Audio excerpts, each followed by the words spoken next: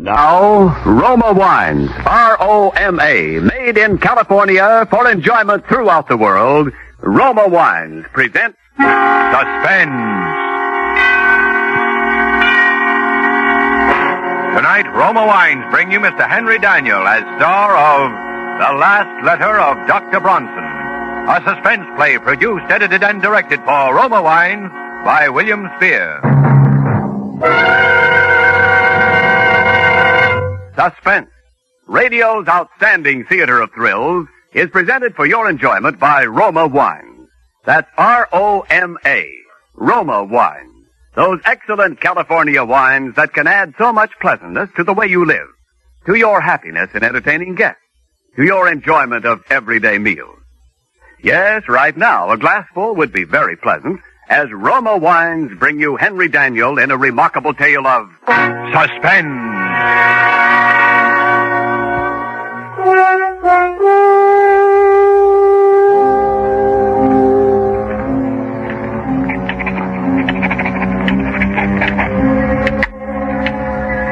My dear Moshe, forgive me if I dash this letter off rather hurriedly. There are but a very few minutes remaining for me, the few minutes between now and midnight. You've always protested my fascination with the subject of death. It irks you to hear me discuss the latest electrocution or hanging. You alone, Moshe, will know how this fascination has led me to this terrible moment. I should like you to have the facts. First of all, let me recall a conversation which we held here in my study a little over a year ago. There you go again, Bronson. Death and murder. Really, you're unhealthy. Please, Moshe, just answer my question. Why do men behave as they do? What keeps them from breaking loose? Why don't they kill one another as animals do? Why? Because they aren't animals. But, my dear Moshe, being neither vegetable nor mineral, they must be animals. What I mean is... But you don't know the answer. I do. So? I have been studying the question for some time, and I am prepared to prove, in fact, I am going to prove, that there are 5 basic checks which serve to restrain man from murdering his fellow man. Really, Bronson, The obvious corollary is that murder occurs only when some stronger drive overrides these 5 basic checks. You make it sound very simple. It is simple. And what are these 5 basic checks? A murder is composed of 4 elements. The murderer, the motive, the opportunity, and the victim. I shall select 5 men, each of whom I shall predispose to murder, and then restrain from murder by the particular check I am testing on him. Personally, I'd rather play with rattlesnakes. Then, having found my men, I simply supply each with a motive. Greed, revenge, jealousy. I see. And your next step must be to give each man an opportunity. Precisely. And finally, I must supply a victim. You will ask this victim to face 5 men, each standing to derive satisfaction or profit from murdering him? Correct. His only chance of survival being the correctness of your theory of checks in all 5 instances? Yes. And do you seriously imagine you will persuade any man to have such utter confidence in your reckoning? There is one such man. Who? Myself. Bronson, this is insane. Why? Why should I hesitate to risk high stakes on a sure thing? But your life. I tell you there is no danger whatsoever. When will you begin your experiment? I suppose in about... Well, why wait? Why don't we begin right now? Moshe, I invite you to kill me. What? There's a revolver right here in my desk. You're joking, Bronson. What possible motive would I have for murdering you? Motive? Well, we are known to be associated rather closely in our work. You will come naturally into my entire practice. I'll put that in writing. Why, it's preposterous. Why? Why don't you kill me then, Moshe? Why, there are dozens of reasons. In the first place, I'd go to the electric chair for it and... Ha! There you are. A perfect illustration of the first and most obvious check. Man refrains from killing because he himself will be killed by law. The first? What about the last? Ah, that, my dear doctor, remains to be seen.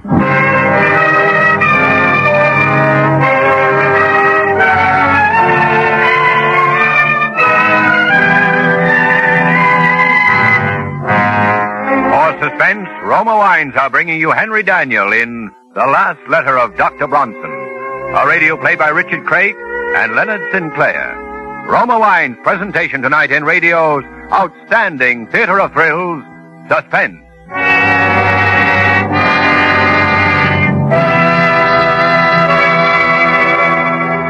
Between the acts of suspense, this is Ken Niles asking our suspense audience to allow me to make an important announcement to Roma wine dealers throughout America. For many years, Roma has planned to introduce a limited bottling of premier quality wines. Wines which would bring America a new experience in tempting fragrance, in rich, full body, in taste luxury. At last, these choice wines are a reality. For now, Roma proudly presents Grand Estate Wines. Each precious bottle of Grand Estate wine reflects the patient perfection of wine-making methods at Roma. Yes, Grand Estate California wines by Roma are now being released for discriminating wine users who select wines indisputably the finest. To fulfill every entertaining and dining need, Roma has created 3 distinguished Grand Estate dessert wines, medium sherry, ruby port, and golden muscatel, and 2 superb table wines, Burgundy and Sauterne.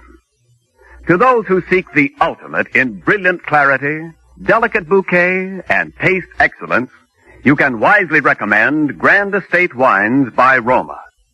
And so, through you gentlemen, America's leading wine merchants, I take pleasure in presenting Grand Estate Wines by Roma, the crowning achievement of vintner skill. And now, Roma Wines bring back to our Hollywood soundstage Mr. Henry Daniel in The Last Letter of Dr. Bronson, a tale well calculated to keep you in suspense.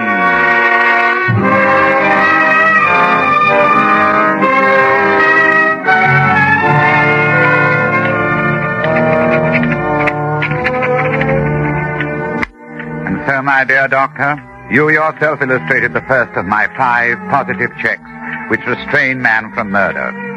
Fear of the law. That was more than a year ago. The remaining checks have not been so simple. I had to locate my 4 subjects. I had to cultivate the friendship of each, so that when the time should come to confront him with my proposition, I should be certain of how he would act. The first of my 4 potential murderers was a clerk named Totten.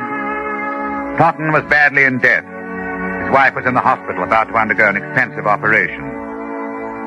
And he was a deeply religious man. We went to church together on Sunday evenings at St. Stephen's, right around the corner from my apartment. One Sunday evening after the service, I asked him up to my apartment, and as we walked along, we talked. You know, Dr. Bronson, I was talking about you to my wife the other day before they took her to the hospital. I was saying what a great comfort it was to be with you these Sunday nights. Oh, now, come, Mr. Totten, you embarrass me. No, I mean it. In the world today, too many people seem to feel that they no longer need their God. Yes, their lives are void of the great thing you have in your faith. Church is a great comfort to me, and I do need something to cling to in times like these. Totten, you could make rather good use of $5,000, couldn't you? It isn't like you to make fun of my poverty. I am quite sincere. You know what even $100 would mean to me, and at present more than ever. Yes, with your wife's misfortune. Oh, isn't this your apartment that we're passing? I want to go in the side way. We shall be unobserved. Unobserved? You'll understand presently. Please come into my study. Now, if you'll take this chair opposite my desk. Thank you. Totten, you said that even $100 would be a great help to you. Here in my desk, I have this little package containing $5,000. It's yours. What could I do for you that would be worth all that money? Let me explain. My doctor called on me yesterday, and he told me, well, to be quite frank with you, Totten, he said that I was slowly going mad. Oh, no, Doctor. That couldn't be. I'm quite all right at present, but it's only a matter of time. And I'd rather not have to face it. I believe you can understand that. But there must be something you can do, knowing in advance. There is, and I want you to help me. I don't understand. Put on these gloves. Take them. But why? As soon as you have them on, I shall hand you this small bottle. Notice, I am clearly impressing my fingerprints on it. Finally, here on the desk, I'm leaving this note explaining that I have committed suicide. Suicide? When the bottle is in your hand, I want you to remove the stopper and empty the contents upon my outstretched tongue, thus. I will be dead within a few seconds. Then you may leave by the same way we came in. You will be quite unnoticed, and with the $5,000 in your pocket. 5,000? What do you say? You can't die yet. You're not ready. Shall I be any readier when I have gone mad? Of course but you can't take the matter of life and death into your own hands. Precisely. I have certain scruples in the matter. That's why I'm asking you to do this for me. I'm very sorry. I can't oblige you. If it's the law you fear... Oh, no, it's not that. You seem to have arranged that perfectly. Then what is it? I am an honest Christian. I thought you were, Dr. Bronson. If you don't understand why I can't do this monstrous thing, I suggest you look up the Sixth Commandment. Good night.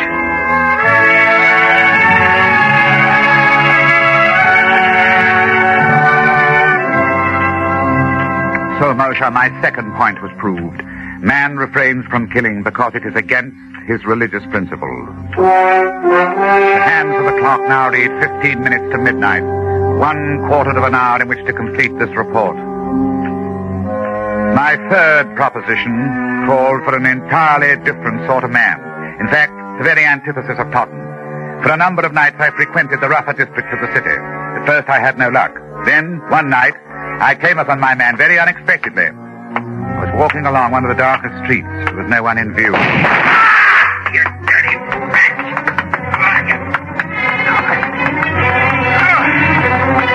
He was a man slumped down beside an ash can. He'd been shot in the chest and left arm, severing an artery. He was bleeding profusely. I tore off his shirt and made a tourniquet for his arm. Oddly, no one came into the alley to investigate. Never mind me, get away. Was this a gang shooting? What do you think? I think you're going to the hospital. No, they'll squawk to the cops. Come on, I'll help you to your feet. No, I ain't going. You'll die, man, if you're not treated quickly. I ain't going, I tell you. No cops. No cops. No. His name was Matt Doyle. I visited Doyle in the hospital almost every day. Several months later, I decided to put him to the test. I found Doyle in one of his hangouts and brought him to my apartment, and for the second time, I carefully explained my proposition. Oh, that's the angle, huh? Then you understand. Here are the gloves. Here is the suicide note. And here is the .45 caliber automatic. You are familiar with this type of weapon, I take it? Familiar. You kidding, Bud? Say, is this on the level or are you nuts? Absolutely on the level. And I am not nuts. Yes. The water dough is mine if I kill you? That's right. And nobody will know I done it? No one.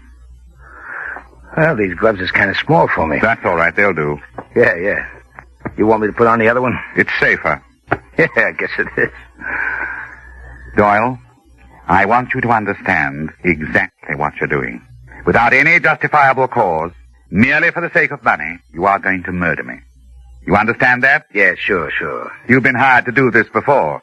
Well, yeah, I suppose it ain't gonna hurt to talk about it now that you're gonna...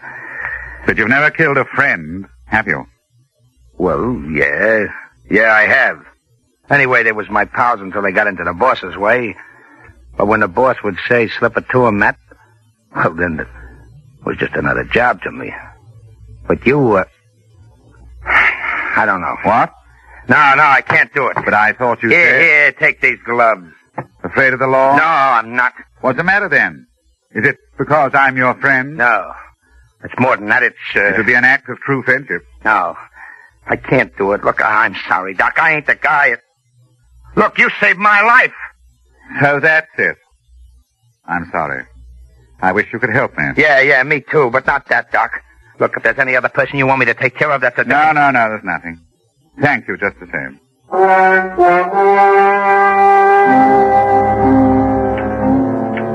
There was my third proposition. Man will not kill fellow man if a sufficient degree of gratitude has been invoked. Even a professional killer, one of the lowest examples of human life, such as Doyle, could not bring himself to murder his benefactor.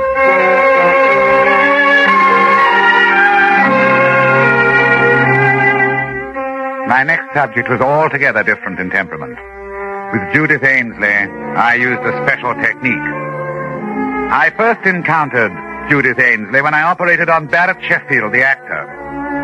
You will recall that Sheffield was brought to the hospital with a lung abscess. As I was preparing to do the rib resection, I noticed that the nurse standing beside me was greatly agitated.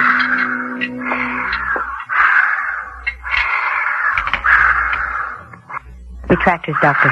Thanks. Doctor, do you think this is advisable? What? His dyspnea is more pronounced. Listen. Baines, another hemostat, please. But he's getting blue. Doctor, do you think you really should? He's cyanotic. Miss Ainsley. I'm sorry, Doctor, but if anything... Doctor! Caffeine, quickly. Please, quickly. Stethoscope. Here it is. Well, that's that. Yes. That's that. Miss Ainsley, what's the matter with you? You've been acting strangely all through this operation. You killed him. You killed him. You should have never gone ahead. You know that. I warned you. I shall see to it, Miss Ainsley, that you are never assigned to one of my cases again. What's the matter with you anyway? Have you never seen a pulmonary before? Or does it upset you to see a handsome actor like Barrett Sheffield die? Yes. It did. Oh. Yes. We were going to be married next week.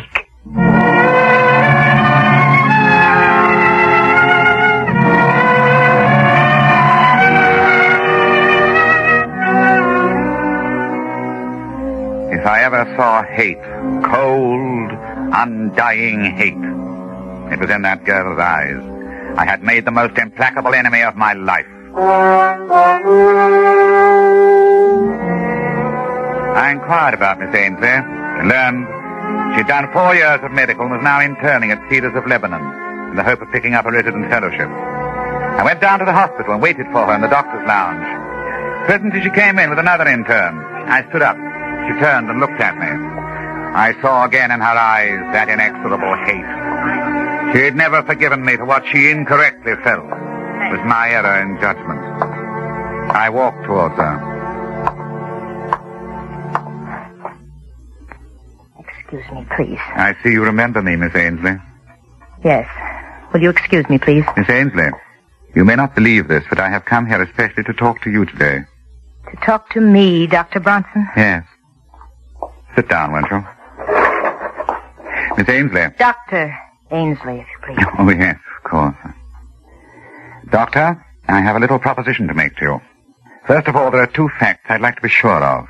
A, you are unable to set up your own practice because you don't have the money to get started. Is that right? I don't see what business that is of yours. It happens to be true. Fine. Fact B, you still hate me and feel a strong desire to be revenged for the wrong which you consider I have done you. Yes, I'm afraid that's true, Dr. Bronson. Good? Good? Yes. You see, I want to pay someone to murder me. So once again, takingly set forth the simple conditions. I'm not sure that you're entirely sane, Doctor. Go on, you interest me. You see, it's my heart. I've had considerable damage. Coronary occlusion. Had to spend 6 weeks on my back. Just got up last week.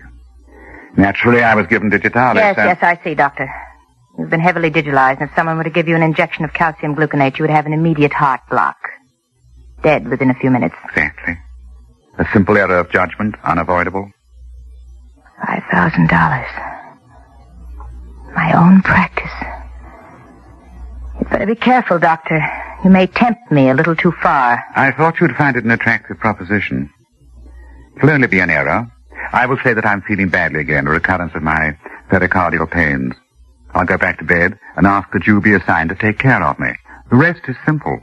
No one would ever expect you to know I had been digitalized. Still, if I were on my toes, I would naturally go over your case history before giving medication of any kind. Well, yes. I suppose that's true. Professional people might think you've been a little lax. Might not have the highest regard for a new doctor who launched a career with such an unfortunate, such an unprofessional incident. And just a slight stain on your reputation, but just for a very short while. You're very clever, Doctor. You knew that would do it, didn't you? I want to thank you. You've done me a great service. You mean you'll do it? You've reminded me that nothing, no money, revenge, nothing can be worth the slightest shadow of suspicion in a doctor's career. No, No, they'll never say that I lost my patient because of an error in judgment. You see, I once knew a doctor who did.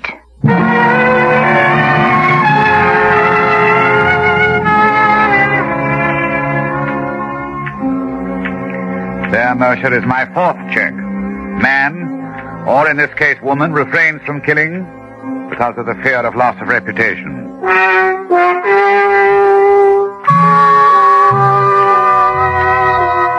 Now, I come to the testing of my fifth subject. A man who would not murder because he couldn't bear the sight of blood, much less the responsibility for shedding it. Laderne was my man, and I found him shortly after my search began. On that day, I saw him turn a ghastly white as a fast-moving car ran over a small dog which had run into the street. Laderne clutched his throat and fell in a dead faint. I, of course, made it my business to become acquainted with him. I hadn't seen him for more than 4 months until tonight. He'd changed, I noticed, as he took his place at my desk. He's thinner. His dark eyes seemed blacker than ever. And so now, for the fifth and last time, I explain the necessary details. And I have arranged everything necessary, Laderne, to give the appearance of suicide. Here is the farewell note which I have written. It will look like suicide. That's right. And here is the knife. It is with this knife that apparently I shall have killed myself. Notice how sharp it is. Notice I am carefully putting my fingerprints on it. You've arranged everything? Everything. No one knows I'm here? No one. You want me to kill you now? Yes. Of course, it'll be a bit messy. When a person is stabbed, his blood usually spurts out. But if you keep to one side... Why do you want to die? My doctor says I'm going insane and that I haven't got much longer. That's strange. About going mad? About him saying that you're going mad. Yes. It was a shock. I don't mean that. What do you mean? That's the same things they told me. That is... They what? They told me over a year ago that I was going mad. But I just laughed at them. Over a year? Well, do you? Have you noticed any change? Not much. At least no change for the worse. That's good. In fact, I'm really much better. I've been having fewer and fewer of those sick spells. You remember how I was the day that dog was run over. But, Anne, you don't mean you got over those sick spells? I haven't had one in 3 months. Then there isn't any check. What check? Nothing. Well, this is going to be a pretty messy business. Might as well get it over with. Nice gloves you got here. Nice and smooth on my hand. Then you're going through with it? I've got my gun right here, too. Beauty, isn't it?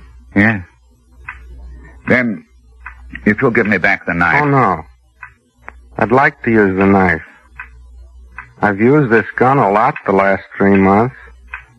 Killed about 50 dogs. Laderne, you've done that? It's very interesting. I do it after midnight. You have to know just where to hit them. Kills them instantly. But the noise. Aren't you afraid? Oh. Silencer. See? I don't like to wake people up when I kill their dogs. But they'll find the bullet. They'll trace it to your gun. They're sure to get you. In a suicide, the weapon stays right beside the body where it falls. Who says this is suicide? It's murder. I'm going to murder you. That's what you asked me to do. Look here, Laderne, this has gone far enough.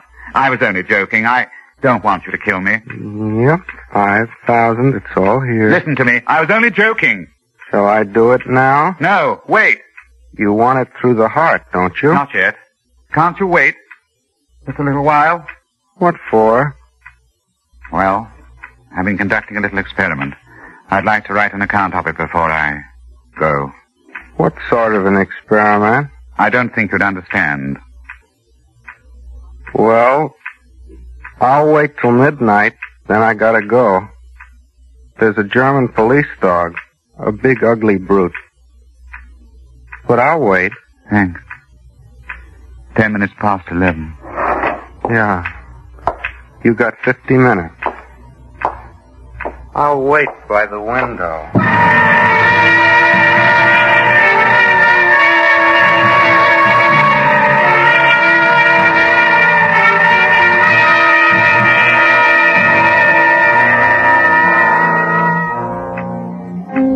And so, Moshe, my experiment has ended. Strange, isn't it? That the one thing I didn't count on was the choosing of a subject who would not respond to my checks, who in fact has no checks at all. For insanity knows no restraint. Dr. Bronson, it's midnight. He's waiting at the window. It's strange. I'm beginning to understand exactly what is going on in his mind. I wonder why.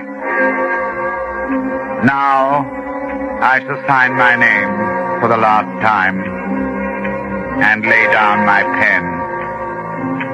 Then I shall look up and say, all right, Laderne.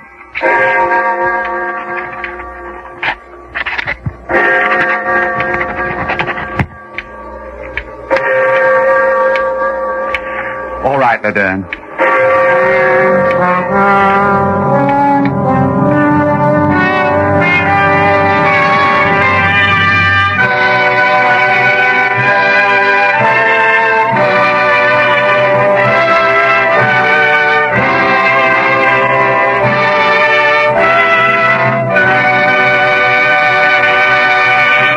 Suspense. Presented by Roma Wines. R-O-M-A. Made in California for enjoyment throughout the world. And now this is Ken Niles for Roma Wines. Ladies and gentlemen, between the acts of suspense, you heard me announce to Roma dealers the first release of Grand Estate Wines by Roma. Now, I'd like to tell you, the discriminating wine users of America, more about these superb triumphs in taste luxury, Grand Estate Wines. Naturally, I want you to try Grand Estate Wines to see and taste the difference. Because I know you'll recognize in Grand Estate the brilliant clarity, tempting fragrance, and rich taste luxury so characteristic of truly great wines. The patient perfection of wine-making methods by Roma is reflected in each bottle of Grand Estate Wine. The perfect wine for your every entertaining and dining pleasure. So, remember the name, Grand Estate Wines, your assurance of unvarying excellence. Enjoy Grand Estate Wines by Roma, crowning achievement of vintner skill. Henry Daniell will be soon seen as the star of Lewis and Young's stage production, Lady Windermere's Fan. Thursday, same time, Roma Wines will bring you Miss Joan Loring as star of Suspense, radio's outstanding theater of thrills. Produced by William Spear for the Roma Wine Company of Fresno, California.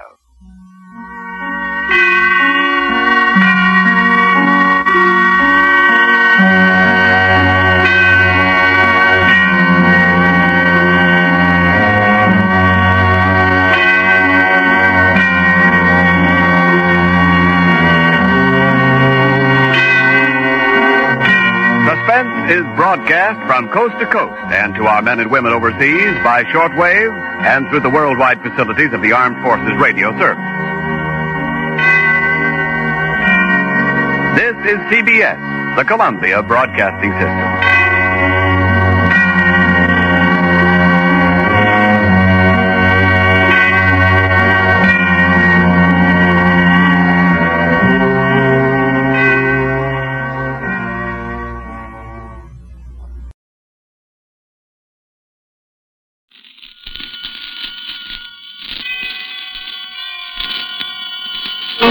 Suspense.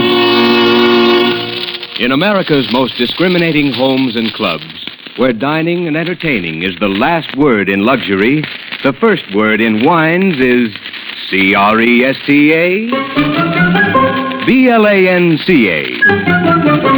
Cresta, Blanca. Cresta Blanca. Cresta Blanca. Yes, Cresta Blanca California wines bring gracious luxury to your table from the finest of the vines. When you pour superb Cresta Blanca Burgundy, Sauterne, or any Cresta Blanca table wine, you enjoy the wine offered in America's most discriminating homes. For the best, serve Cresta Blanca. Shenley's Cresta Blanca Wine Company, Livermore, California. And now, Shenley brings you radio's outstanding theater of thrills, Suspense. Presented by Roma Wines. That's R-O-M-A. Roma Wines, for your everyday enjoyment.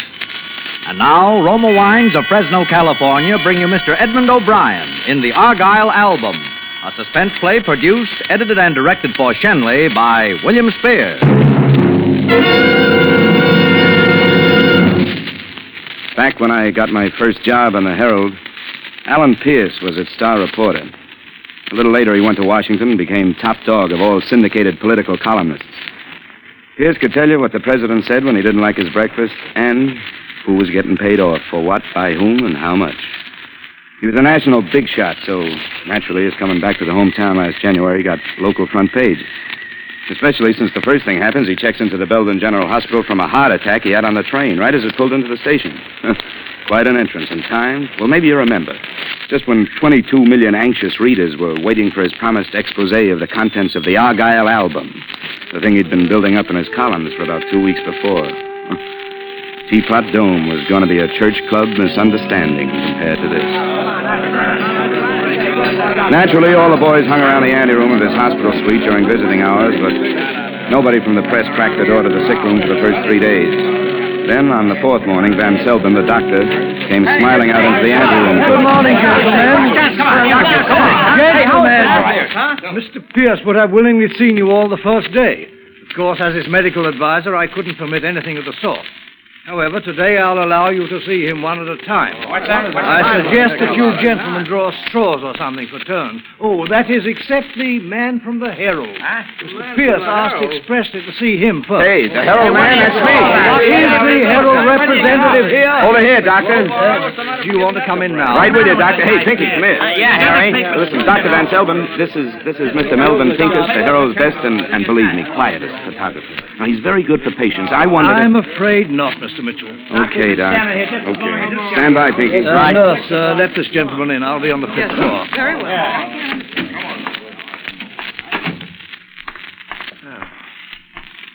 Hello there. How are you, sir? You're Harry Mitchell, aren't you? That's right, Mr. Pierce. Come on now, make it Al. All right, Al. So you're young Mitchell. Uh-huh. How time flies.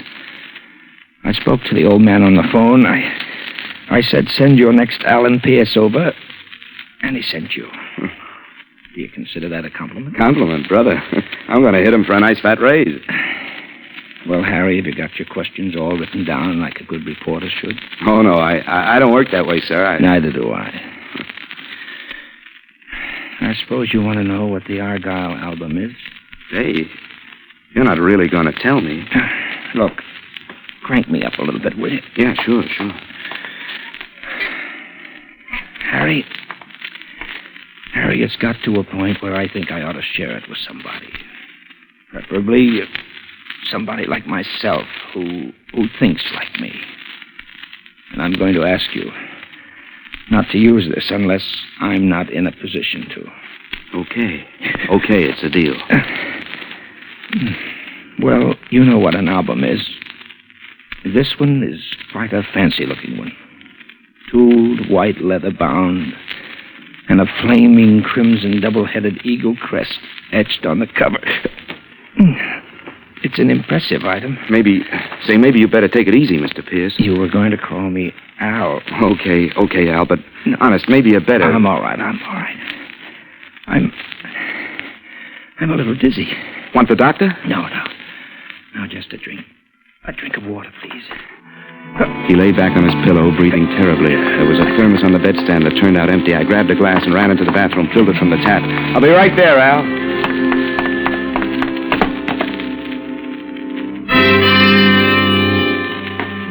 Mr. Pierce. Al. Oh. I stood stood there for a while, feeling awfully bad, thinking awfully hard. Finally figured an idea. Hey, Harry! Pinky! Here I am, General. Is he going to pose? Yeah, he's going to pose. Come on in here. What's going on? Pinky. Huh? Pinky, look at him. He's dead. Huh? Passed out while we were talking. This is our beat. It's big. It's a scoop. I don't want those other tin horns out there cutting in. What are you going to do? I'm going out and phone. You stay here and don't let anybody in through that door. You're not letting me alone with him. An old hound like you, are you kidding? I don't like it. I went out to the pay station in the hall and phoned in the story. Then I found Dr. Van Selben on the 5th floor and broke the news. Between the 5th and 7th floor, where Pierce's suite was, we picked up the chief surgeon, the superintendent, 4 nurses, and litter bearers and attendants. We went through the anteroom where the reporters were. Hey, come on. The newspaper boys smelled something was up. Nobody'd left them in Pierce's room, but the official hospital gang and me barged in and headed straight for the bed where the corpse was. I got a funny feeling. Pinky wasn't in the room. Dr. Van Selben and the chief surgeon went over to the bed and pulled back the covers, and you could feel the shock go through the whole crowd. A long steel scalpel was sticking right up in the middle of Alan Pierce's chest.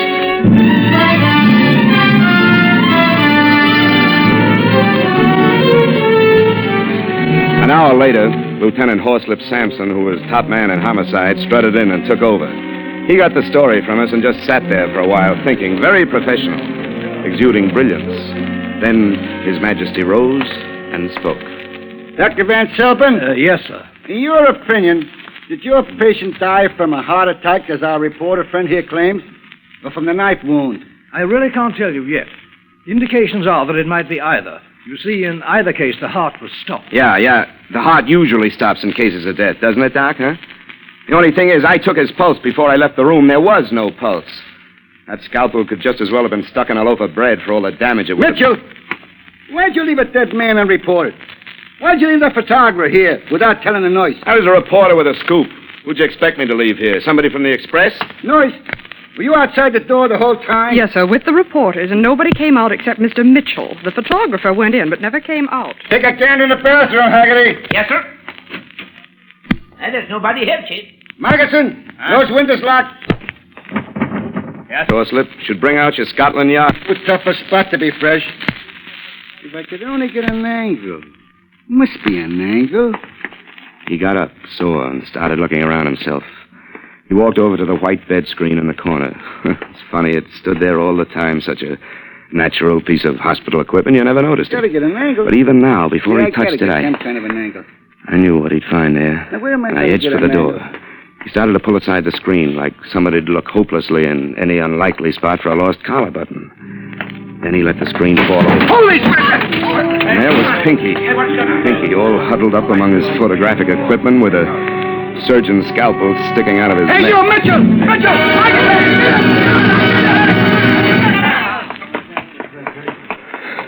I yelled to the reporters in the anteroom that they could go in now. The crowd coming out after me met the crowd going in, and I was in the corridor while they argued it out. I was around the corner and in the elevator before the cops could get through.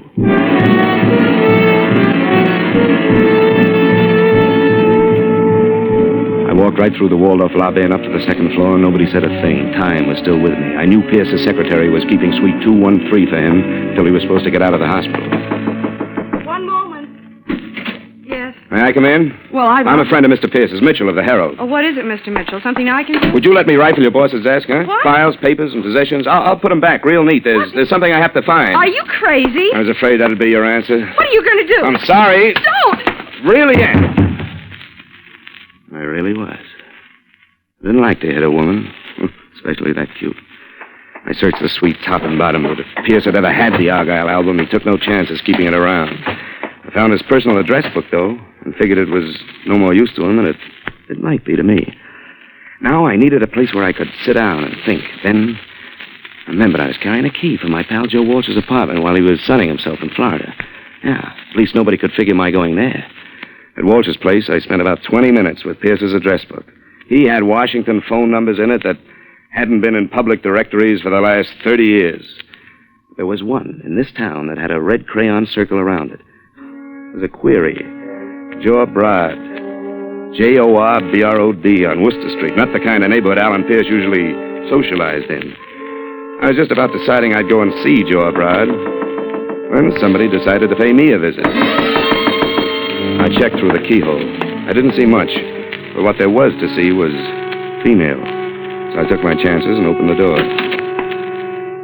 She stood there, about 5'7" of the most interesting stuff I ever remember seeing. Not young, mind you, not angelic, but gorgeous and smart-looking and sweet-voiced. Hello there. Who are you? May I come in? Sure, at your risk. Who are you? You may call me Marla, Mr. Mitchell. And I want the Argyle album. Just like that? No, not just like that. I could be nasty, you know. After all, the police want to. Somehow, Marla, that doesn't worry me at all. I just don't think you make it a policy to have traffic with the police. An astute youngster. I like you. I like you, too, but I haven't time. I'll give you $500 for it. I don't even know what it is. What is the Argyle album? 10,000. Without a breath, huh? There's some jump. 10,000. I'm really sorry, Marla. But I wanted to know. It's not for sale. Very well. She moved so casually and directly to the door and opened it so quickly I hadn't even gotten out of my chair before her two boyfriends stepped in. The first one looked like a fat businessman, hair slightly gray, nice smile. The one who followed him had the square, low-cut, irresistible appearance of a medium-sized tank. Mr. Winter, Mr. Hobray, Mr. Mitchell. How do you do? He's not terribly cooperative. Oh, no? He doesn't perform, not for love, nor for money. Very stubborn. Well, she really didn't try love, Mr. Winter. From what I know of Marla, that's hard to believe. Hey, Marla? So you're stubborn, Mr. Mitchell. A stubborn murderer. I'll repeat my question. What is the Argyle album? My, you are a gifted actor. Never mind. Forget it, Mr. Winter. Well, isn't $10,000 enough? That's the best we can offer and still make a profit. Let's not waste time. Oh, I am sorry, my boy. I'm very sorry. Very well, Gil. Yeah. The big guy stepped toward me. I ducked and took the table between us. Gil put to the side like it was matchstick. His left hand lashed out and had the lapels of my coat, and I was lifted until my shoe tips touched the floor, helpless as a baby. I started slapping my face, front hand and back. It kept up and up like a hot lick on the drums, and the agony was unbearable. He stopped.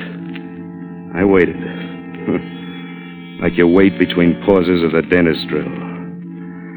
Then I guess I tried to move because I saw the small eyes flicker and the huge fist come swinging at my face. I wanted to duck but couldn't. My hands were torn from in front of my face, and it came. Shocks of intolerable pain like searing flames, and then the flame flickered and went out.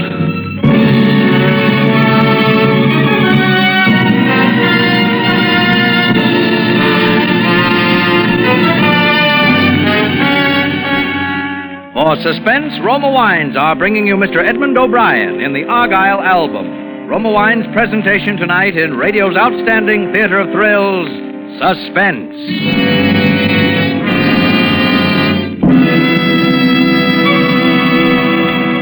Suspense, radio's outstanding theater of thrills, is presented by Roma Wines. That's R-O-M-A, Roma Wines, selected from the world's greatest reserves of fine wines.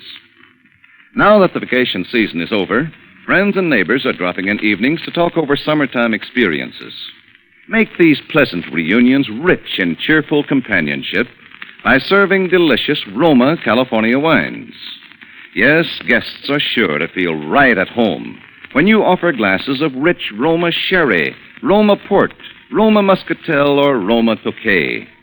These traditional Roma wines of welcome, long favorites with millions of Americans, add warmth to conversation, make every friendly occasion more enjoyable. There's a better tasting Roma wine for every occasion, for every taste. Keep an assortment on hand for everyday dining and gracious entertaining. Remember, always insist on Roma wine. That's R-O-M-A, Roma Wines, America's favorite wines. And now, Roma Wines brings back to our Hollywood soundstage Mr. Edmund O'Brien as reporter Harry Mitchell in the Argyle album, a play well calculated to keep you in suspense.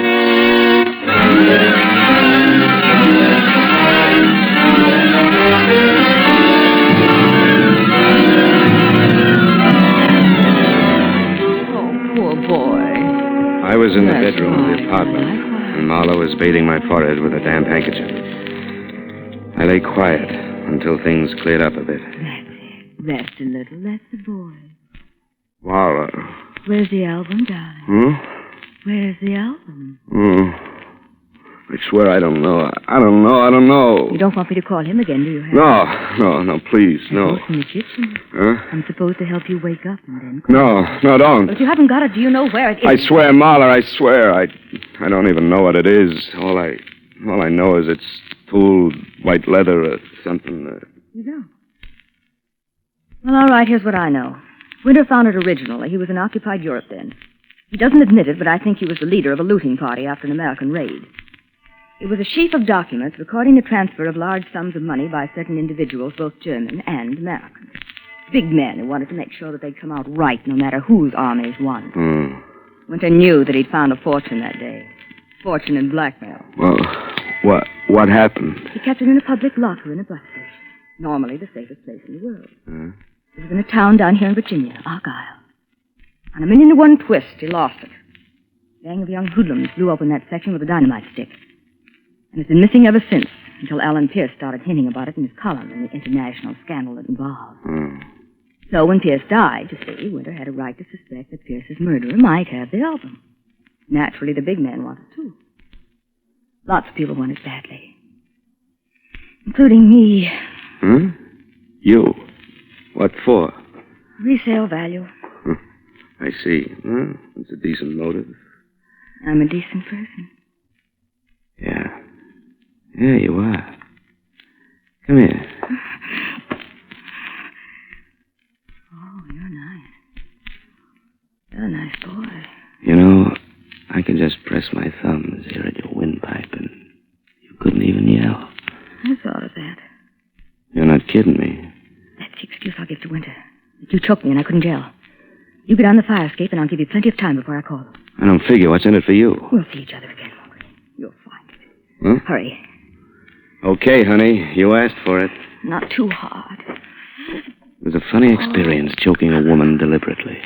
I squeezed pretty hard, scuffing bruises at her throat to make it look good. I got so mixed up I didn't know what I was doing. I took her once and kissed her very hard. I rumpled her clothes a little and mussed her hair, and when she looked pretty battered, I kissed her again, and I crawled out in the fire escape and down. I gave the cabbie the Worcester Street address from Pierce's book. It was a junkyard. Joe Broad's junkyard.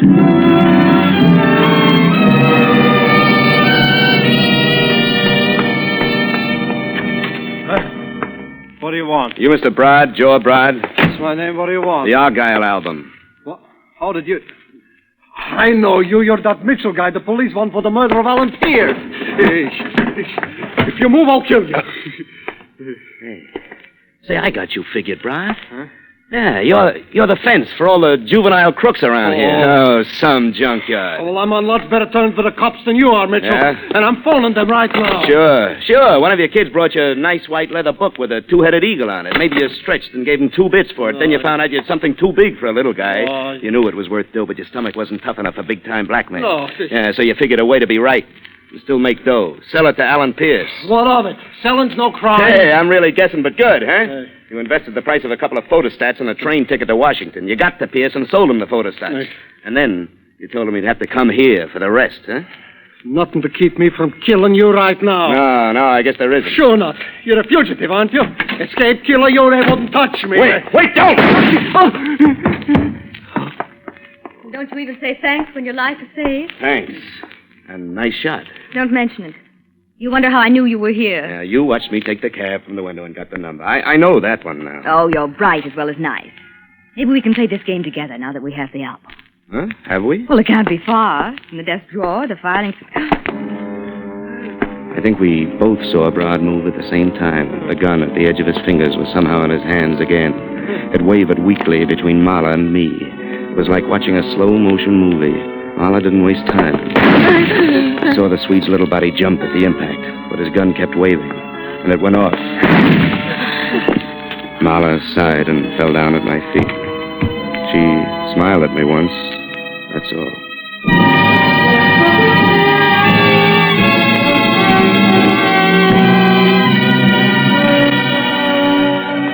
I walked through 3 cops in the hall of the police station, getting no more reaction than an nod of greeting, and into Horslip Sampson's office. Thanks for the phone call, Mitchell. But you gave us a bum steer.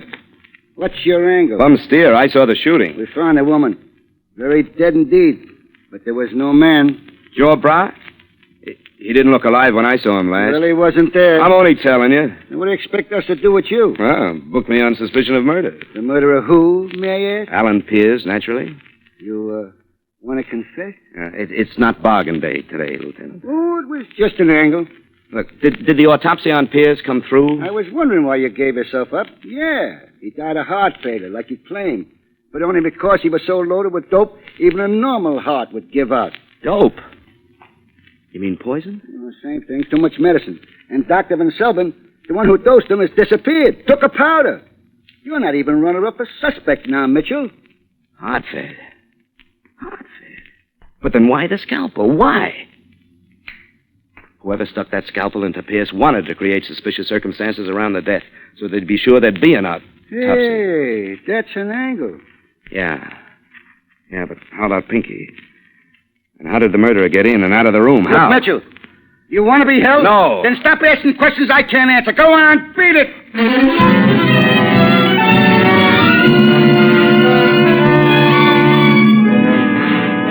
I still wanted to break it. I found myself nursing a deep belief that there must be equal justice for the murders of a man I loved, another I respected, and a woman I admired.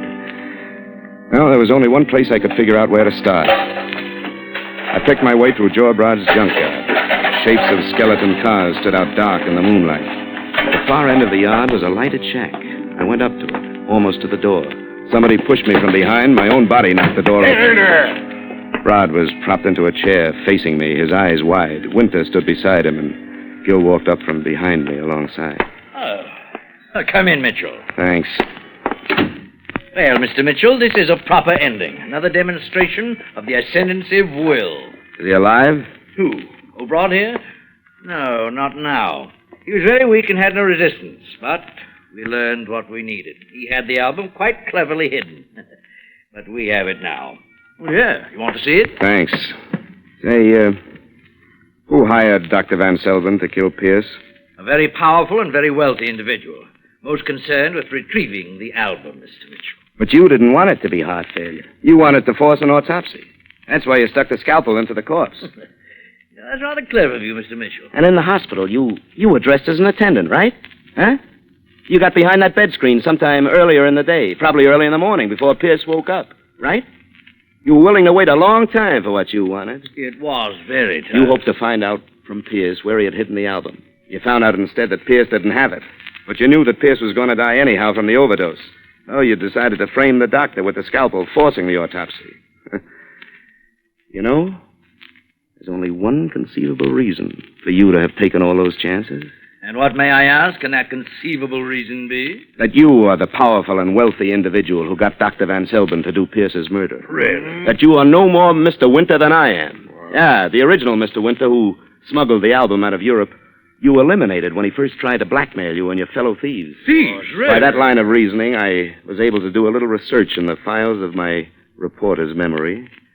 And in spite of the fact that you have no mustache and there are several other slightly physical changes that could be easily adjusted, you have an amazing resemblance to the very powerful, very wealthy Mr. Gerald K. Avery. Theory, merely theory. But isn't this indulgence in violence a strange occupation for a man like Gerald Avery? Not at all, Mr. Avery. Man doesn't become an international power by going to Sunday school every week. You decided nobody could do your dirty work better than yourself. I suppose you felt you needed help, so you got a professional adventuress like Marla to work with you on the grounds that you yourself were an adventurer, a blackmailer. The same goes for Gil here. Your time's run over, Mitchell. And Pinky, yeah. Pinky. Of course, it doesn't bother you that you killed a nice guy with a nice family. To you, he was only in the way. You stuck the scalpel into Pierce's corpse to save yourself some more trouble. The trouble of paying off Dr. Van Selben. He'll probably show up floating. You dragged Pinky behind the screen, and you got behind with him and hid. Then when all the doctors and attendants broke into the room and rushed around Pierce's bed, you stepped out casually from behind the screen and mingled with the crowd. You were dressed for the part. As a reporter, Mr. Mitchell, would you describe that exploit as daring or brilliant? No, Mr. Avery. I'd use the words selfish, traitorous, Foul. Oh, your morality sickens me. There's Now, one Mitchell, more thing you didn't count on. Gil. Gil here. Gil has nothing to do with it. Oh, yes, he has. You keep your mouth shut. I'll do nothing of the sort. Let him talk. Gil. Let go of my arm. Let him talk. Thanks, Gil. And just keep hold of that arm. Talk. Okay. As I was saying, Mr. Avery, you forgot that Marla and Gil have been playing along with you because they figured you were their kind. There is a certain honor among little crooks, but not among you big-timers, Mr. Avery. Now, you have the album that couldn't hurt anybody but yourself. Who's the blackmail? Where's the payoff? Gil's wondering what's going to protect his interests. He knows now what happened to Dr. Van Selben. He knows. You see, he figured you for an honest crook, not a big-timer. You're not listening to him. He's only playing for time. He's only trying to save his own miserable skin. I'll pay you off, Gil. I'll pay you more than you've ever dreamed. You really are, Gerald Avery. Don't be an idiot, Gil, now. You cooperate with me and Gil! My arm!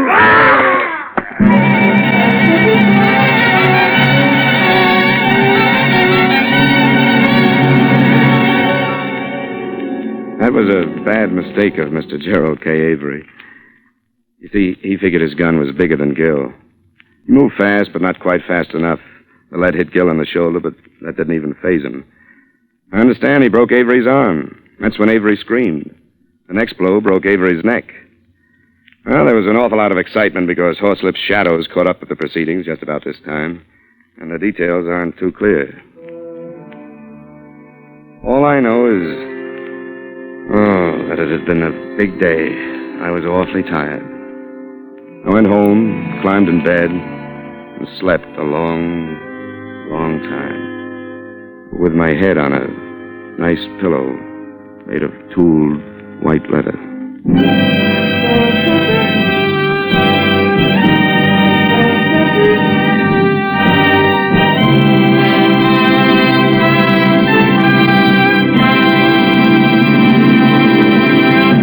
Suspense.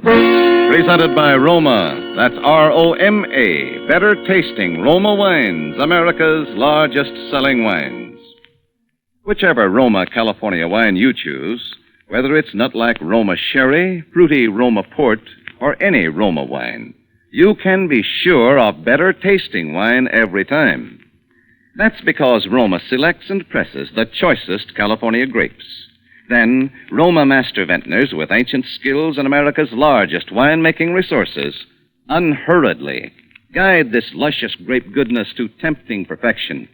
Then, this wine treasure of better taste is placed with mellow Roma wines of years before to await later selection from the world's greatest reserves of fine wines for your pleasure. So, for everyday enjoyment or friendly hospitality, serve delicious Roma wine. You'll find all Roma wines delightful, inexpensive, and always better tasting. That's why more Americans enjoy Roma wines, that's R-O-M-A, Roma wines, than any other wines in the world. Edmund O'Brien appeared through the courtesy of Universal International Pictures, now releasing Something in the Wind starring Deanna Durbin. Tonight's suspense play was by Cyril Enfield. Next Thursday, same time, you will hear Michael O'Shea as star of Suspense. Produced and directed by William Spear for the Roma Wine Company of Fresno, California. This is CBS, the Columbia Broadcasting System.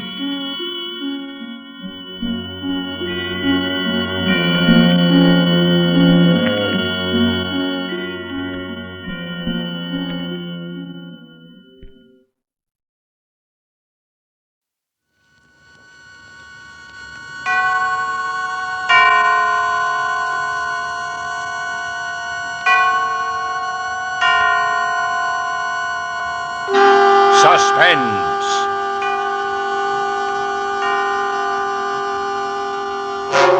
Radio's outstanding theater of thrills brings you an hour, a full 60 minutes of suspense. Tonight, our star, Mr. Edmund O'Brien. Our story, The Blind Spot, by Lois Eby and John C. Fleming. A suspense play produced and directed by Anton M. Leader. It sometimes happens with men and institutions who deal only in facts, formulae, and the cold logic of scientific deduction they often underestimate or overlook the unpredictability of the human element. They may covet reason and disregard instinct and emotion. Tonight, against the background of Rogers International Research Institute, pulse of the nation's opinions, we meet Eric Strange, Leland Rogers, Mona Bartlett, and Gregory Rome in a dramatic combination of logic and fear. And now, with the performance of Edmund O'Brien as Eric and with The Blind Spot, we again hope to keep you in suspense. Each of us has a blind spot. Some have many. Blank walls in our minds or memory or opinion. Walls which we cannot penetrate and so we're held back. Or because we can't or won't understand, we try to draw away from the world. Run from it. Because the blind spot has made us afraid. I started writing books about this during the war. Maybe you've read or heard about them. Blind Spots by Eric Strange. Well, whether you have or haven't, there's little bearing on what I'm about to tell you. I mention it simply by way of introduction. Not to myself, but to fear. Yes, it was the blind spot of fear in the mind and heart of Leland Rogers that led to... Well, I'm getting ahead of myself. Perhaps it's best that you meet Leland Rogers and see him as I did that day when I went to his suite in the Park Central Hotel to settle a business matter. It wasn't our first meeting, but in a way it seemed to be. For as I pressed the buzzer and the door opened, I found myself looking at a different Leland Rogers, a man completely changed for me by his look of sheer terror. Strange. Eric Strange. How do you know where to find... Your secretary, Mr. Rogers. She said... Mona? She had no right to tell you where Miss Bartlett is worried about you. So is your partner, the whole staff. You know, Rogers, when you first approached me as a possible client, I was invited into your office, offered cigars, a drink. I'm sorry, Strange. Come in. Thank you. Never did like to hold a conference in a hotel hallway. But there's to be no conference. Understand, Strange. I thought I made it clear we can't handle the survey for you. Now, I suppose if I suggested that Rogers International Research could be sued for breach of contract, I might not be offered a chair. You have grounds for a suit, of course. Sit down. Thanks. Much better. Now, Rogers, what's it all about? Why did you really call things off? It's exactly like I told you on the phone, Eric. No mystery about it. Albert LeBlanc, our European supervisor, was killed yesterday in a crash at Le Bourget Airport. Too bad for the supervisor. His organization of our overseas offices was a one-man miracle. That was a mistake, of course. Won't happen again. But in the meantime... The survey on my book is impossible. Quite. Huh? Your partner, Jim Carr, now... Yes, he doesn't agree, I know, but Carr isn't running that end of the business, Strange. He shouldn't have even been talking to you. He just happened into the office while I was with your secretary. He seemed quite upset. Yes, he's always upset, but whatever he had to say means nothing. I suppose not. But he was enthused over the plans you people had. Yes, he's always enthused. However, in this case, I was myself. You know that. Yes. That's what confuses me, Rogers. You seemed so anxious to establish the validity of the book's premise. I believe in that premise, Mr. Strange. I believe every word of your book, Blind Spots. I agree that the American has the highest natural demand for freedom and guards that freedom with unequaled personal responsibility for national welfare. The survey could have proved that belief. I know. Or proved it to be wrong. You know, in that event, had we discovered my premise to be arrogant assumption, I intended that this would be the last edition of Blind Spots. I understood your intention.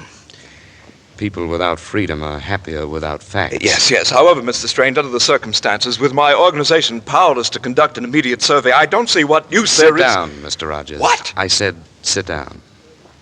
Or better still, fix us both a drink. Because I'm not leaving. Now, see here, Strange, you're wasting your time. I've told you it's all off. I've given you a good reason. You can take your business to Universal Surveys or sue me for breach of contract. I don't care. I care, Rogers.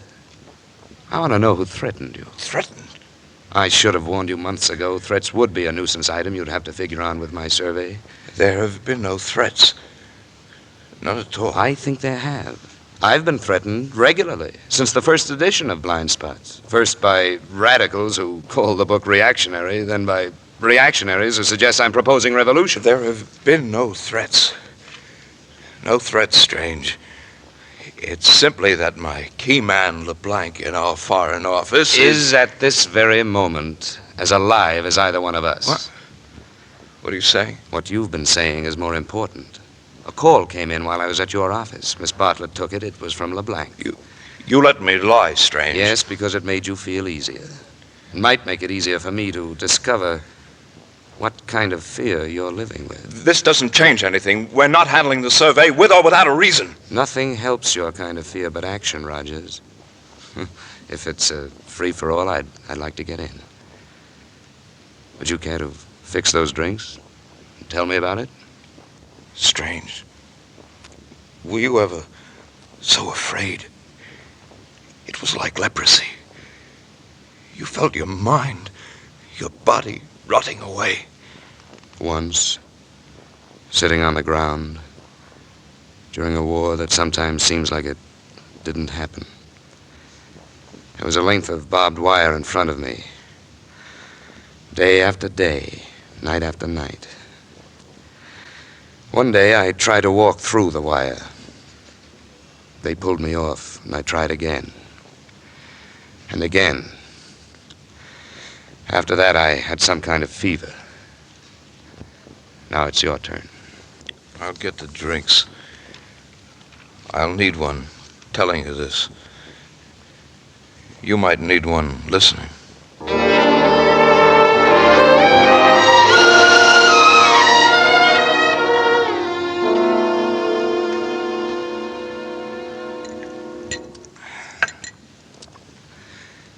Very interesting, Rogers.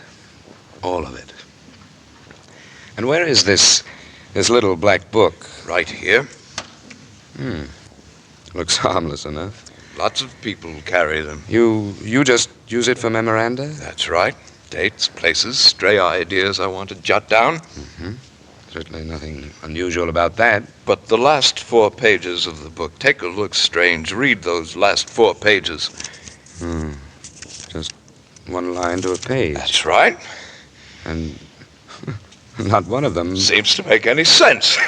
Now you know why my partner, my doctor, even my secretary are beginning to guess. I don't understand. Why did you write these things? Would you say that I did write them? The handwriting's the same. Or a very clever imitation. Exactly. I wrote all the previous pages. Those last 4 I didn't. Oh, perhaps you only... Oh, no. I didn't write them and forget them. After the first 2 entries, I mentioned this to Dr. Whitehurst. He explained it. Said I'd had the book on my bed table and wrote it in my sleep. That would be my guess, too. And quite possible, except that after that, I left the book at the office. The other 2 messages I found on different afternoons during the last few days. I didn't write them. Perhaps it's the work of a practical joker. Someone... Oh, no, Strange. I have other aberrations, too. They began soon after the first message in the book. Such as? I hear the telephone ring. Well? There's no one on the wire. I answered doorbells. There's no one at the door. One night I woke with a spotlight in my face. No one was in the room. You found the 3rd message yesterday? Yes. And called you that our deal was off. You're lucky, actually. How would it be for your survey to have it come out later that the head of the research organization was off his rocker? Not good, but I think... Not good. Let's leave it at that, Strange. Wait a minute. This weather report clipped to the last page, you found it this way? This way. Well, the report says generally clear with rising temperature, and the entry, it will still be gloomy when you go home. Funny. The combination mean anything to you? Yes, it means something to me. It means I'm going to die tonight. Oh, that's ridiculous. Is it? The writer of these notes would be a superstitious person, Strange. Today is the 13th. I don't make sense, do I? No, you don't. Delusions. Good night. You have no idea who the writer of the messages might be. I know who it is. He's in my office. and he has every reason to kill me. But I don't know how to identify him. If I did, I might not be afraid. Blind spots again. Yeah. They're with us all. Yes, I suppose so. Look, Strange, I've told you more than I intended to. Now, get out of here, will you? You've got a lot at stake in that pole of yours, and... You know, maybe I figure there are things even more important than four-nation poles. People. Their troubles. People like you, Leland Rogers, a man who was once strong enough to build a great organization from nothing. Will you get out? You've got to fight, Leland, and I'll help you. There's nothing I like better. Good Lord, Strange, didn't you hear me? I said get out! Why? If I wanted a bodyguard, I'd hire one. You've done it. And for free. This is my own mess. Why do you want to get yourself into it? I don't. Never do. Look, this is strictly business. Tonight, I bodyguard for you. Tomorrow, you throw away that little black book in the ash can and go on with my survey. I don't know what to say. You're sure you can't identify this man? The Burnham Detective Agency in New York is working on it for me. If I can break through this fog, maybe I can give them more to go on. Blind spot in your memory? Something like that. Maybe if you told me the whole story, it might show up. It might. Only it... Embarrassing, huh? It's a long story. We have a long evening on our hands. It's only 7:30. 7:30? You had to be somewhere? Oh, no. Look, Strange. Eric. That's better. I've decided that I can trust you. Thanks. I think I'll take a shower, climb into a robe. Then I'll tell you... The works? Everything, yes. Go ahead with your shower. I'll wait.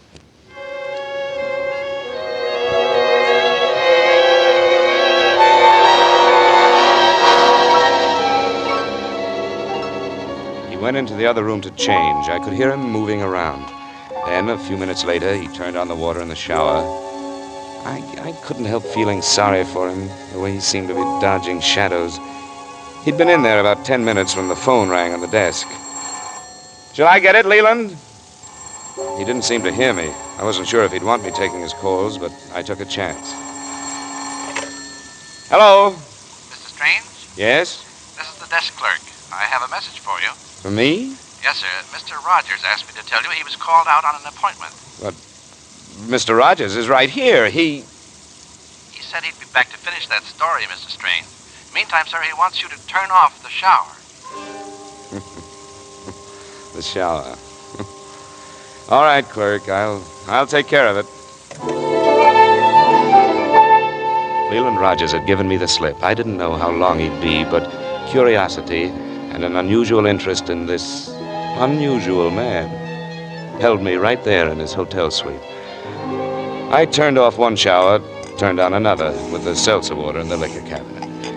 That, together with a few magazines and some interesting pen sketches on the wall, kept me occupied for some 2.5 hours. Then I thought I heard Rogers at the door. It wasn't locked, and I sat back waiting for him to come in. He didn't, but someone else did. A very expensive-looking young lady with ash blonde hair, the right amount of jewelry, and, from the average male viewpoint, the right dress. She entered the room slowly, then acted almost as frightened as Rogers had when she caught sight of me. Oh. Good evening. Who are you? Oh, let's just say a friend of Leland Rogers. You're Eric Strange. I've seen your picture in the papers. All right, I'm Eric Strange. And you're? Well, a friend of Leland Rogers. Yes. He, isn't here? I'm expecting him any minute. Oh. Well, I'd better not wait. Perhaps, I'd better not wait. No, really. Mr. Rogers didn't even know I was coming. I'm sure he'd be furious if I've interrupted anything. You see, he wasn't really... I'm taking calls tonight. Excuse me. Yes? Mr. Strange? Speaking. This is Lieutenant Mannix, homicide. Homicide? Yes, Lieutenant. I was just checking. In the desk clerk tells me you'd been with Mr. Rogers part of the evening. Well, yes, I have. He stepped out a while ago. I expect him back soon. Don't. He won't be. Oh? I'm calling from his office, Mr. Strange. Leland Rogers is dead. Rogers? Dead? Oh, no. When did it happen, Lieutenant? How? About an hour ago, watchman found him making his rounds. Single shot did the job. Will you come over or shall I'll leave right away. Good. What is it? Our mutual friend, Leland Rogers, was shot to death. Happened in his office. I'm going over there. You'd better come with me. No, I can't do that. Why not? Well, I can't get mixed up in anything like this. Maybe you already are, Miss... Milner. Gerald Milner. Listen, Mr. Strange, you must believe me. I only met Mr. Rogers once before. How do I know that wasn't an hour ago in his office? Well, I haven't been out of the hotel. We live here, too. We have the suite on the floor above. We? My husband and I. Oh. I see. And he wouldn't like this. He wouldn't understand. I guess not. Have you been up there with him for the past few hours? No, I was alone. Well, then how do I know that you... Oh, it's easy to prove that I didn't go out. Just check room service. I've sent down for things all evening. I was bored. That I believe. Oh, please, Mr. Strange, now you won't implicate me. I'll, check with room service.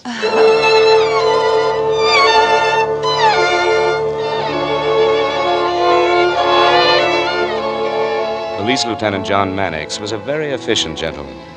When I pulled up at the downtown office of Rogers International Research, a lone police car was parked at the curb. I learned that the others, including an ambulance and Rogers' own car, had already been driven off. My cab rolled in behind the police car. I got out, paid the driver, and entered the building. They were expecting me. My elevator boy on the trip up was a heavy-set sergeant. He took me straight to Leland Rogers' office. Mannix had made a few other calls. Rogers' partner, Jim Carr, was there, together with an older man whom Mannix immediately introduced. Mr. Strange, Mr. Fogarty. How are you? You've met Jim Carr. That's right. Oh, yes, we've met. Mr. Fogarty is more or less a silent partner in the firm, but under the circumstances... I'm only silent so I can listen better, Lieutenant. I know what's going on. Know all about Strange, his survey, how Leland felt about it. Did you know he wanted to call it off? What? That's the way it was, Mr. Fogarty. Changed his mind all of a sudden. I tried to talk him out of it, but... He wouldn't listen. No, he was very determined. I don't understand. I don't understand at all. Either of you know any reason why he would have come down here tonight? Pure impulsiveness, maybe. He's the worker, Lieutenant. Lived for this office, this business. We all do, Mr. Fogarty. I suppose. He had been actually, usually lately, worried, like he had things on his mind. Leland always had things on his mind. But he did behave oddly, Lieutenant. We've been worried about him. Yeah? And the rest have. I haven't. What are you getting at, Lieutenant? Suicide? Right. Unless one of you might be able to suggest an enemy. Leland had no enemies. Everybody loved the boy. I wouldn't go that far, Mr. Fogarty. Here now, Carr. The man's dead. Don't you say anything... Gentlemen, I believe there's something I should tell you. Huh? Go ahead, Strange. Unless I'm mistaken, you were the last person to see Rogers alive. You are mistaken, Lieutenant. Huh? There was a hotel clerk, and if this wasn't a suicide, there was also his murderer. I stand corrected. Thank you. Now I'll tell my little story, or rather, Leland Rogers' story.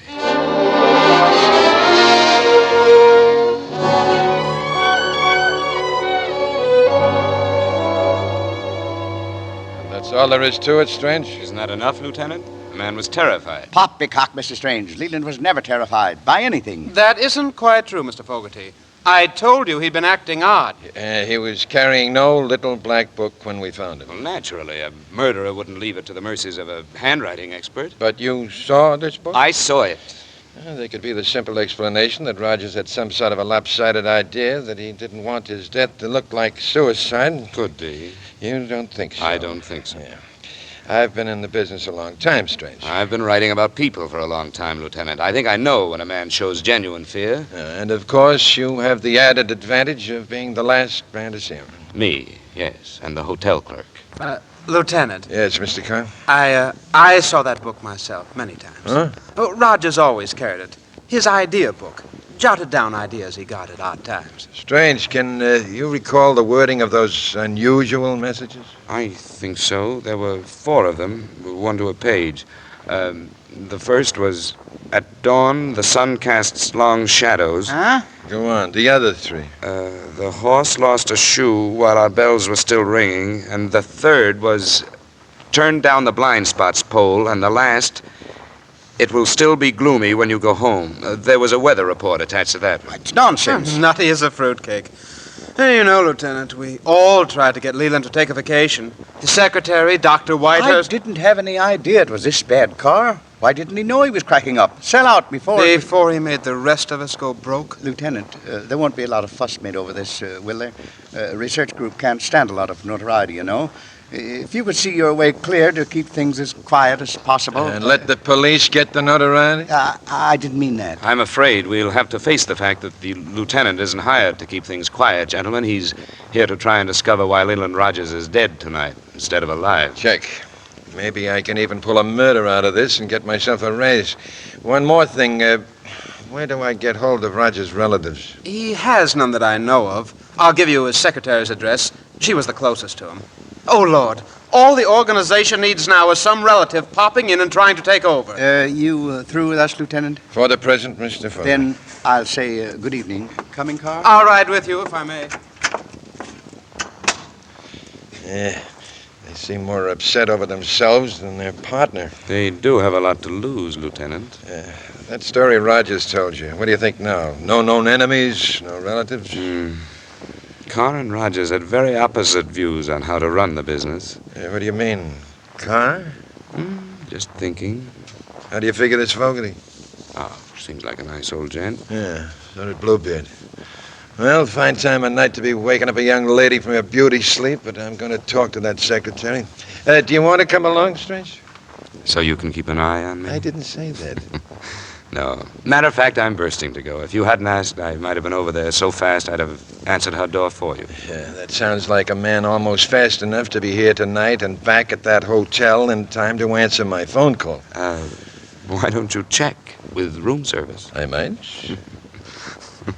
What's so funny? Oh, nothing, Lieutenant. Nothing at all. Let's go call on Miss Mona Bartlett.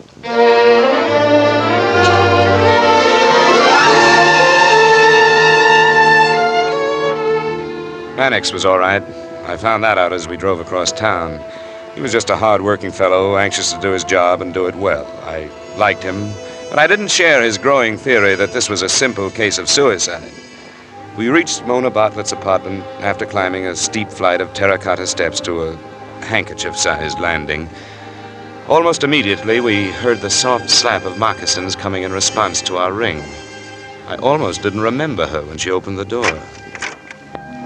In white robe and slippers, her hair hanging to her shoulders, she was slight, childlike, a totally different creature from the formidable, efficient office guardian of the late Leland Rogers.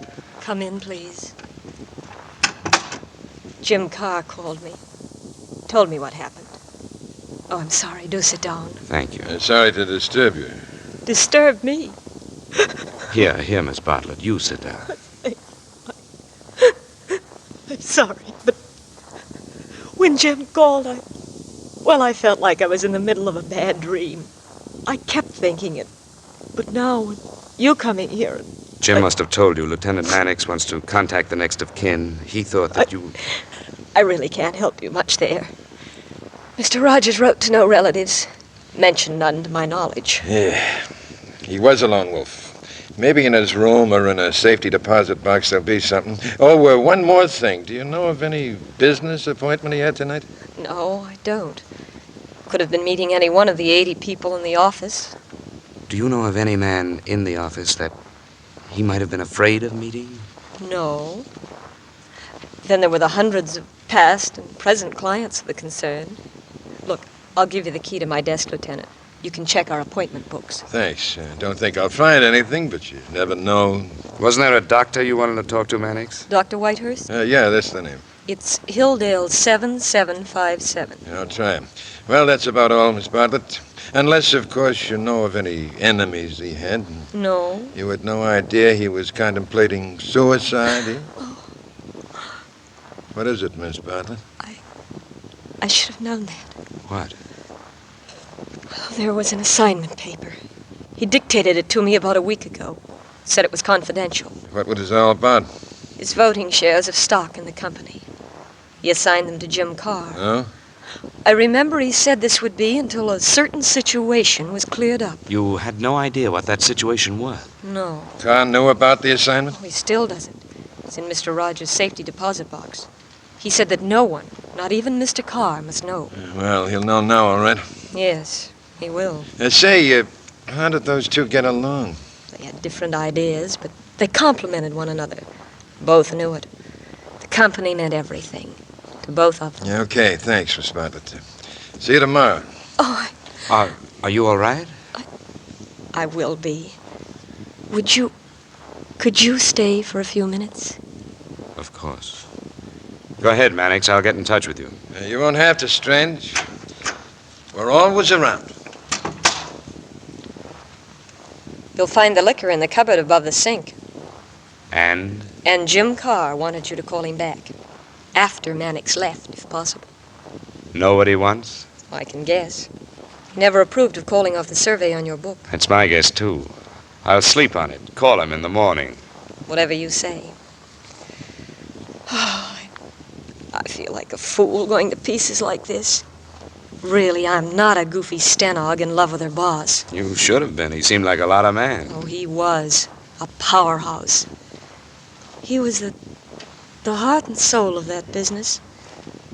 They'll all be lost without him. I'll be lost. Oh, if I'd only told someone about that assignment. Oh, now, please, take it easy. That's the bad part about a thing like this. Everybody thinks about what they might have done. Chances are, Miss Bartlett, there wasn't any way you or anyone could have stopped him. Do you believe that? Yes.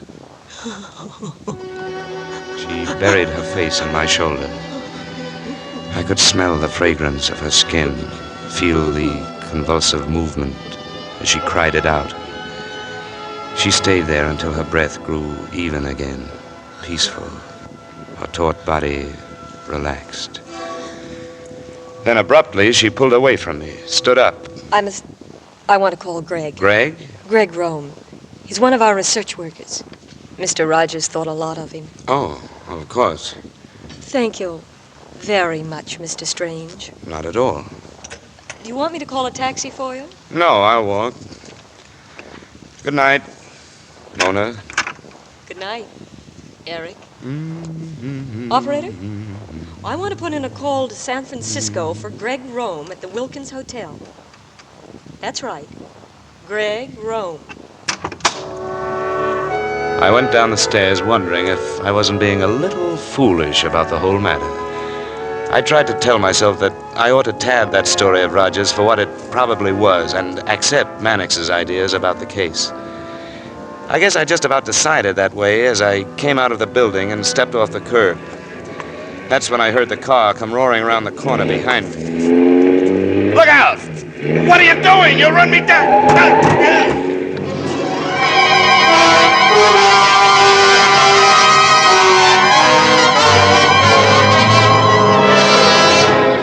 In tonight's full hour of suspense, Edmund O'Brien stars as Eric in The Blind Spot, adapted for radio by Joel Malone.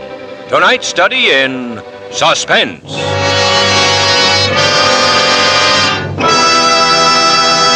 In just a moment, we will return with Act Two of Suspense. This is CBS, the Columbia Broadcasting System. And now, back to our Hollywood soundstage and Act Two of The Blind Spot, starring Edmund O'Brien. Eric Strange has known fear. And this night he has seen the brilliant mind of Leland Rogers overpowered by fear. A fear that has cost his life. Now it is Eric's life that is in danger. This man, whose business it is to deal in facts, has been driven by instinct and intuition to dismiss the verdict of suicide against his friend Leland Rogers in favor of murder. And this course has led him into the path of a swerving automobile. And now, with Edmund O'Brien as Eric, and with Act Two of The Blind Spot, we again hope to keep you in suspense. Time was irrelevant.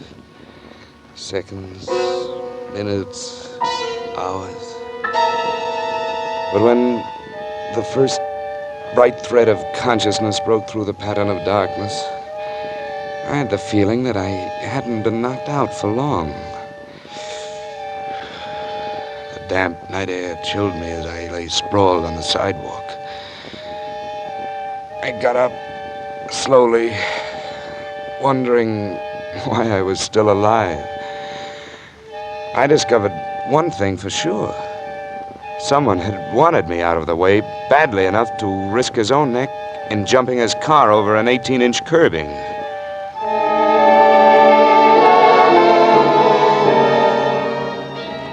Around the corner where the car must have been parked, waiting for me, I found something else.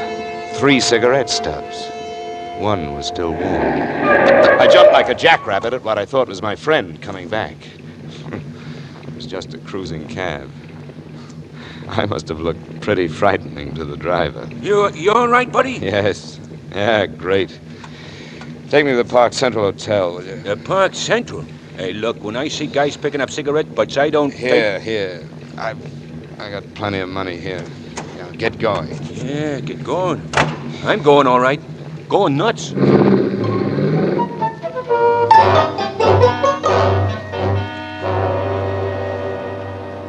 Mr. Strange, why, you've been hurt. You ought to see the other car. Look, I was going to stay here with Leland Rogers. Oh, yes, sir. We'll give you the room next to his suite. The police are up there now. Oh? Lieutenant Mannix, is he He's up? having Mr. Rogers' rooms locked up. The boy will take you up, Mr. Strange, and if you want anything... Just ring? Yes, sir.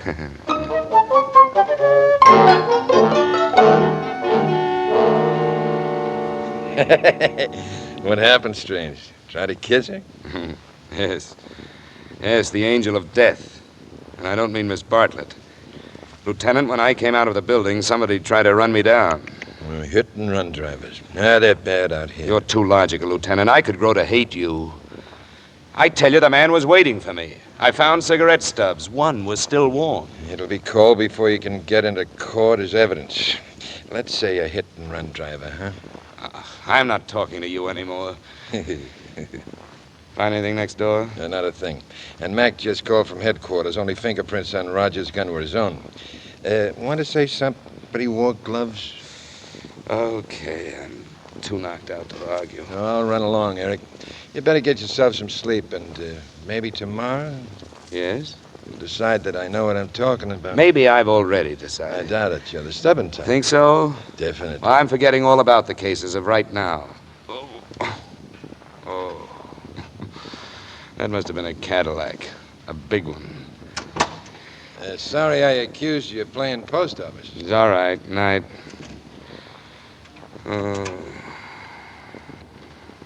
Post office. Post office. Maybe that's it. Come on. Switchboard. Get me the post office. I want to speak to the postmaster. Huh? Are you kidding? It's 2 o'clock in the morning. Huh? Oh. Sorry. Sense of time never was too good. I'll try him a little later.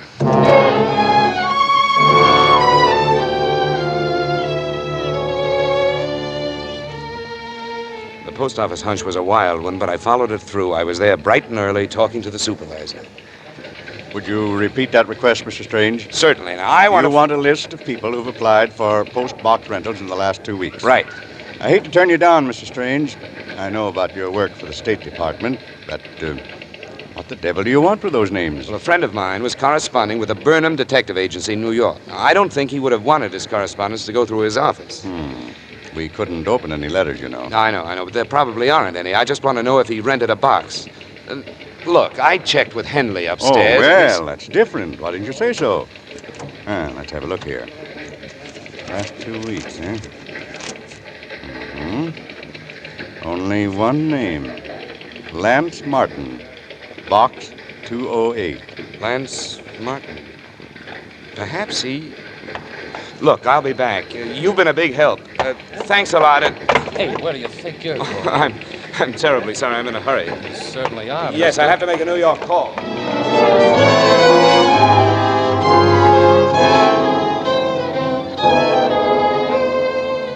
The call was to Pete Starr, my agent, a man who'd do anything for me for 10%. I asked him to check somehow with the Burnham Detective Agency, see if they were working for a Lance Martin in Beverly Hills, post office box number 208. All I could do was wait on that. So I made another call, then headed down to the research office to keep an appointment with Jim Carr. He'd taken over, but good. He was sitting in Roger's chair, dictating furiously when I walked in. And if this emergency division of authority between the board members and myself results in a more balanced and scientific control of our IR, I see no reason why the system should not be made permanent. Oh, didn't hear you come in, Strange. Sorry if I interrupted. Miss Bartlett said... Oh, it's all right. Sit down. Type that much up right away, Miss Atkins. Yes, sir. I caught that last paragraph about your dividing control. It's a method I've always advocated. It's an excellent time to install it after that assignment of Roger Stark. Yes. Strange, you don't suppose that assignment might cause anybody to wonder about... Have they any cause to? I shouldn't have mentioned it. Strange, I hope you never know what it feels like to kill a man. What? These pills I have to feed myself. For ulcers, nerves, everything in the book. I'm killing myself, Strange, slowly but surely. Oh, this business. Mr. Carr, I'd better ease one of your worries right now. We'll go ahead with my survey. When can you start? Why, right away, Strange, immediately. I'll start things humming. There'll be 700 men out asking questions about your book within 24 hours. Fine, I'll be at the hotel if you have to check on anything. I'm expecting a long-distance call. Very good, and thank you, Mr. Strange. Thank you very much. Be assured that will do a job for you.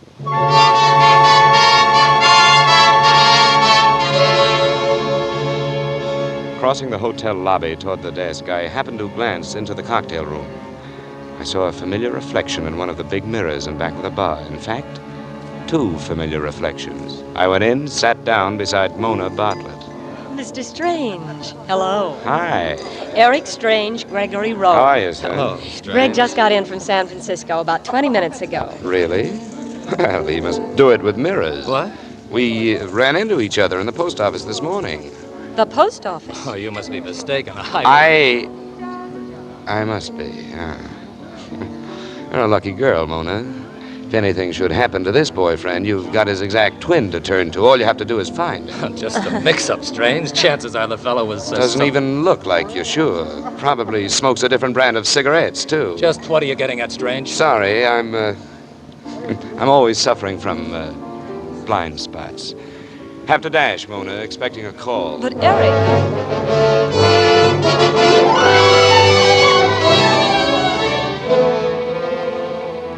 I rode up in the elevator, wondering vaguely where Greg Rome fitted into the picture, and just what time he had arrived from San Francisco.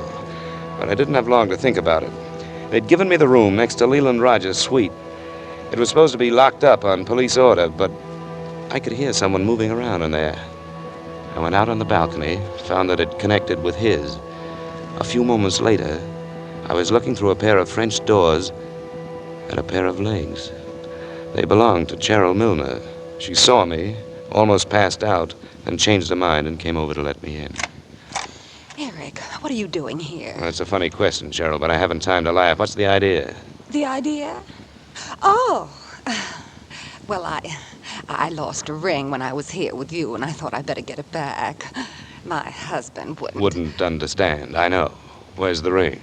Right here. Then you're through looking around. Better get out the way you got in. Just how did you get in? The bell captain. I... Bribed him. Yes. They're so obliging here, so understanding when a lady's in distress. So's room service. I don't know what you mean, Eric. Oh, really, darling? Skip it. Don't you see what this can do to your alibi? Oh, I never thought... I'm not so sure that... My call. Look, you better get out of here. I'll talk to you later. Please do. Go on, go on.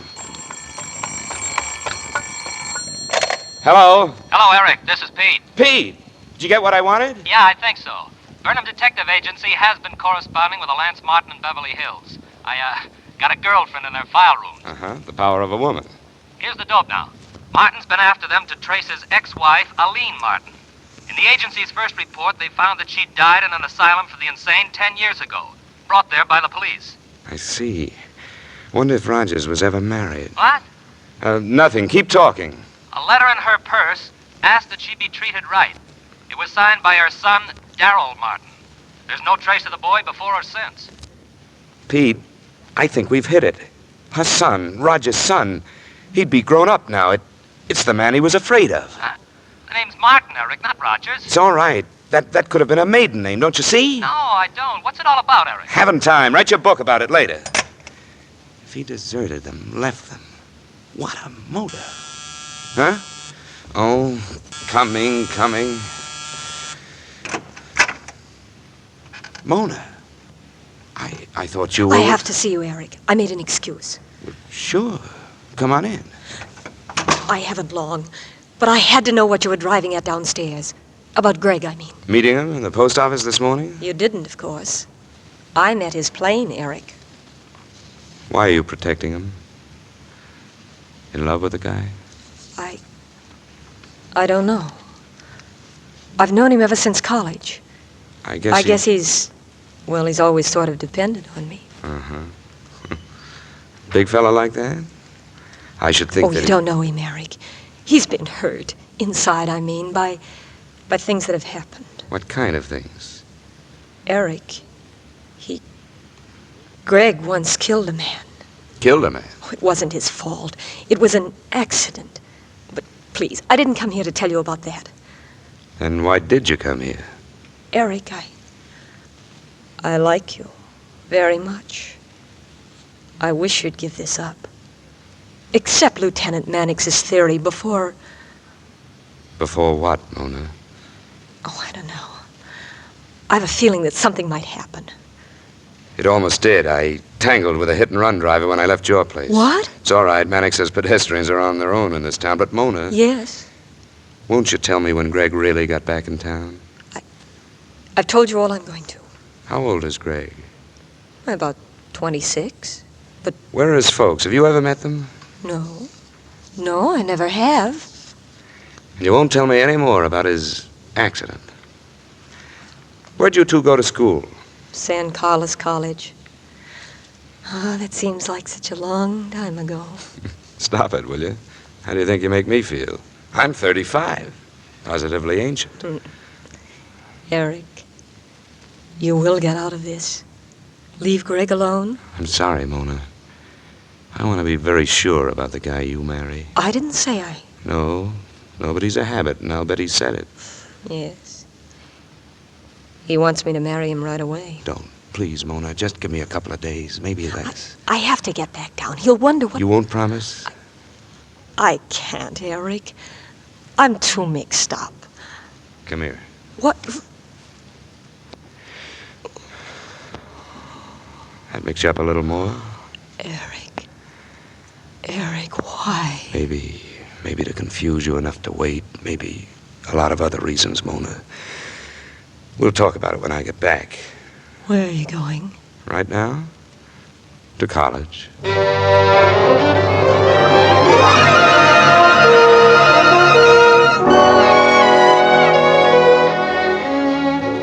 Dean Spear at San Carlos College was a man who lived by a routine. It didn't include sudden, unannounced visitors. And after my long flight up there, it appeared that I might not get to see him. A lady came to my rescue again. The dean's housekeeper. She's read my books. Didn't like them, but thought all writers were romantic figures. She said she had a plan. She disappeared. A few minutes later, the dean came ambling out of his study. Hey, Mr. Strange. You're the author of Blind Spots, eh? That's right, sir. Have a chair. Thank you. May I commend you, young man? You have the rare gift of making facts plausible. Even our freshmen read you. Oh, thank you, Dean. My housekeeper, Mrs. Wilkins, tells me you're considering a post in our economic department. Oh? That woman always does things the hard way.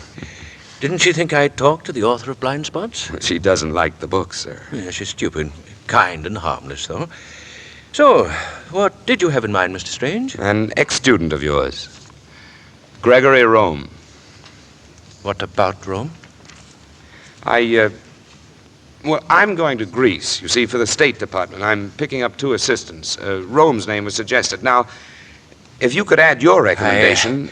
I can't. I suggest you contact Rogers International Research. He works for them. Well, naturally, I had Leland Rogers on my list, but since his violent death... Violent death? Well, I thought suicide came under that category. In any case, since I can't ask him, I thought perhaps the man who must have suggested Rome for the job in the first place... I didn't suggest him. If anyone did, it was our honor student here, Mona Bartlett. Then you refuse to put in a word for Rome? I resent your asking it. I resent your forcing me to blight a man's career. Rome may have fought his way successfully out of a bad beginning, but, confound it, stranger, after our experience with him here, There was an accident of some sort that I don't mean that. That was during a wrestling match. Rome killed his opponent. The athletic board dismissed it. Oh. Blamed it on inexperience, the result of imperfect wrestling technique.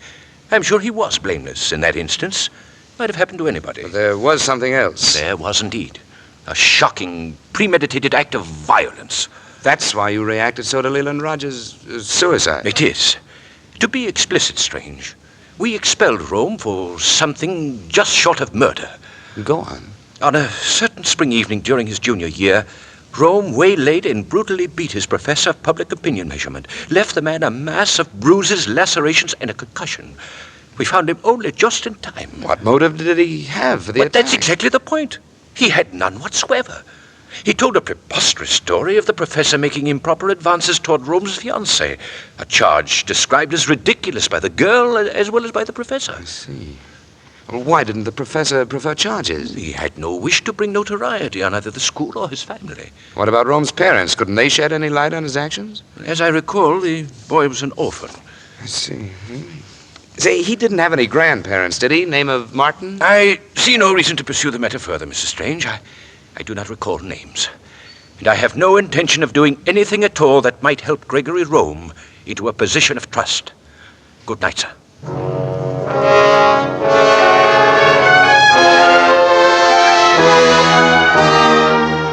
And that was that. The dean went back to his routine, and I headed back for the airport. I'd had to lie, but I'd learned plenty about the past of Gregory Rome, and it wasn't pretty.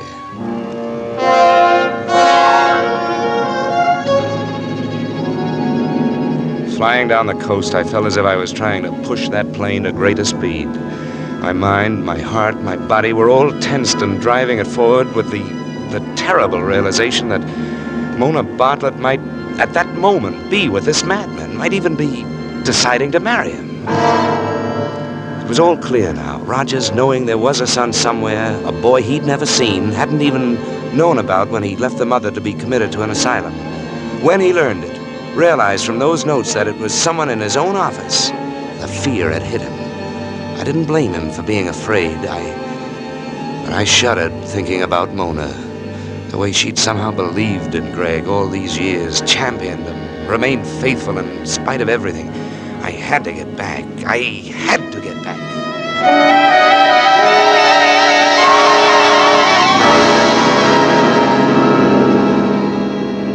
Look, mister, we're in town. If you want this hack to go any faster, drive it yourself. It's all right. It's deserted out I here. don't care. Well, look, turn left at the end of the block. Her apartment's right around the corner. Say, the car in front. Stop right behind it. Okay. He's here. Hey, that's the car. Huh? That's the car that hit me. Say, what are you talking about? Never mind. Look, driver, here's $10 for you. Now pick up Lieutenant Mannix, Homicide Division, Police Headquarters. Bring him here on the double. Oh, mister, take it from me. Don't go mixing with the police. Tell him. And look, go up there and talk it over with a peaceable, and then you... Just say blind spots. He'll come. Now go on. Okay. I turned towards the apartment, started inside. It wasn't easy, but I had to, realizing Mona was up there with him. As I went up the steps, my head kept spinning with a jumble of things I'd heard about the man I was about to face. A madman, an ex-wrestler who'd killed one of his opponents. I wondered how his next opponent would make out.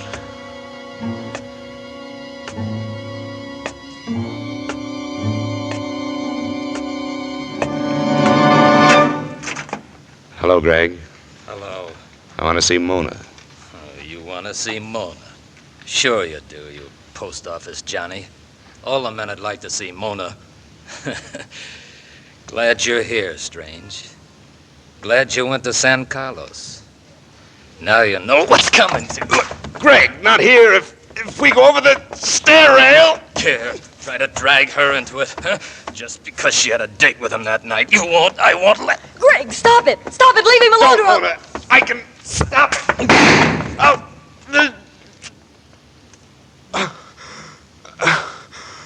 Mona.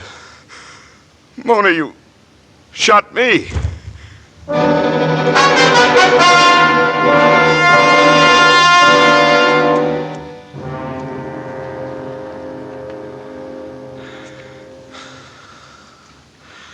Mona. I'm right here, Eric. Oh. Eric, I'm sorry. I was trying to... I know. Where's... He's still out. He struck his head on the stairs when you hit him. Did you call the police? No. Eric, please. He suffered enough. You know who he is. He told me tonight. That horrible childhood. Can't you see why he had to make Roger suffer as he'd seen his mother suffer? I'm sorry for him, Mona, but we've got to turn him in. He's a homicidal maniac. Come on, help me to the phone. No, Eric, no. Listen, we'll have to put him away ourselves, quietly.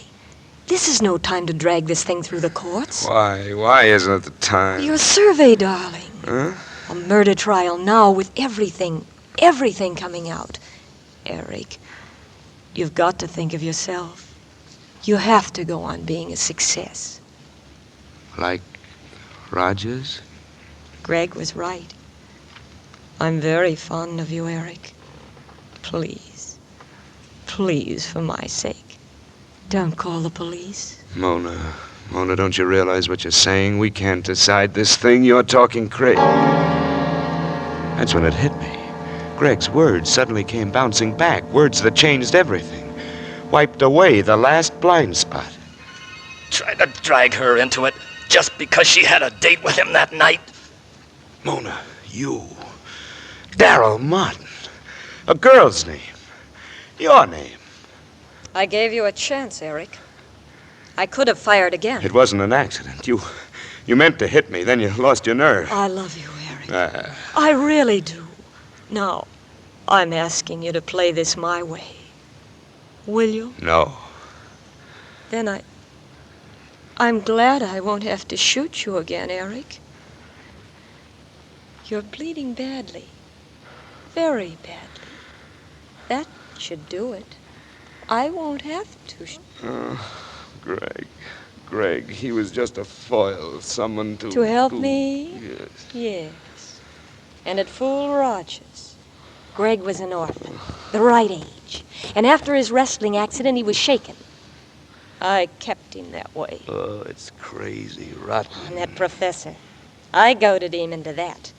He was so jealous of me, Eric. That poor fool, he didn't have a chance. What about me? My mother? Did we have a chance? But Mona, to destroy the lives of others. To get to Leland, Rogers. I'd do it all over again, every step. Those entries in his book. Effective, too, weren't they, Eric? You know, they almost drove him out of his mind. But why me? You wouldn't stop. I begged you to. Remember? And this was to look like Greg's doings. Still can. It's his gun. And if you're not alive to challenge me... Oh, Lord, Mona, please. Get compresses. Stop the blood. No, Eric. I won't have to shoot you again. I'm so glad.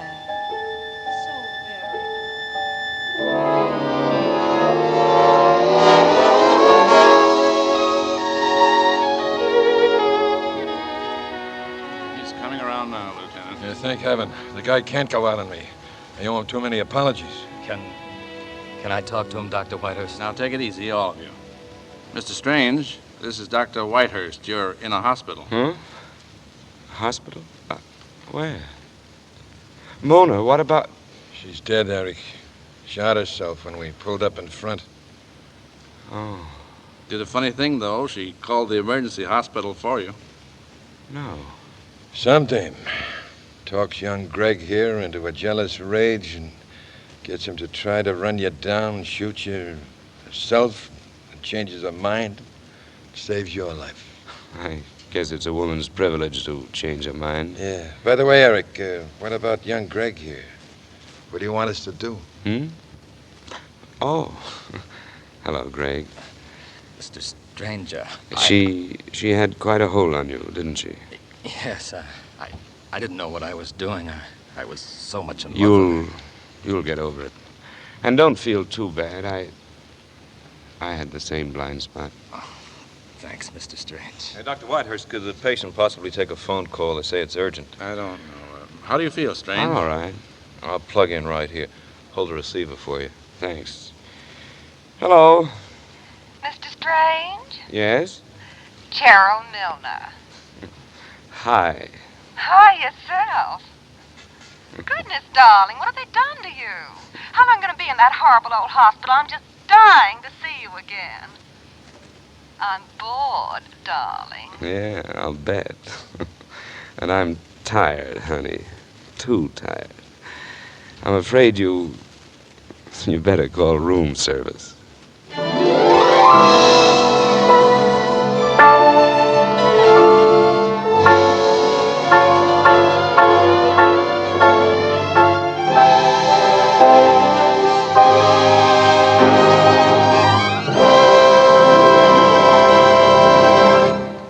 Thank you, Edmund O'Brien, for a magnificent performance as Eric.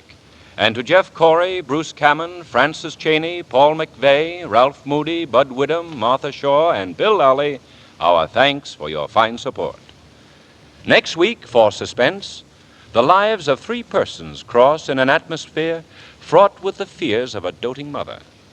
The story title holds the premise of our play. It is aptly called Life Ends at Midnight. So join us next week, then, when, with Life Ends at Midnight, we again hope to keep you in suspense.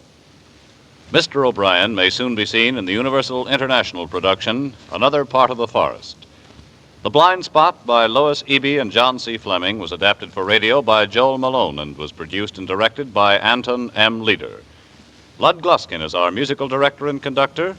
Lucien Morawak and Renee Garrigank composed the original scores. Listen again next week for Life Ends at Midnight on radio's outstanding theater of thrills, Suspense. In this weather, most of us have a yen to get out into the country. Well, this year, enjoy it. Don't destroy it. Forest fires do destroy miles of countryside every year. And 9 out of 10 forest fires are man-set, started through carelessness. That's another way of saying that 9 out of 10 forest fires could have been prevented. When you go into the country this spring and summer, take a few simple precautions. Crush out cigar, cigarette, and pipe embers. Snap matches in half after using. Drown campfire, stir the ashes, and then drown them again. And before you start a fire anywhere for any purpose, find out what the law about fires is in that locality. Don't you be one of the guilty ones to turn the destructive rampage of fire loose in our forests this spring. Be careful and help avoid forest fires. This is CBS, where 99 million people gather every week, the Columbia Broadcasting System.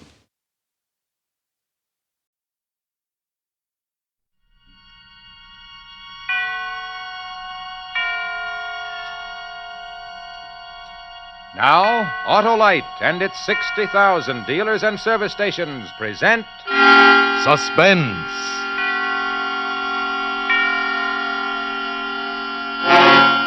Tonight, Autolite brings you Van Heflin in Cornell Woolrich's famous 3 O'Clock, a suspense play produced and directed by Anton M. Leader.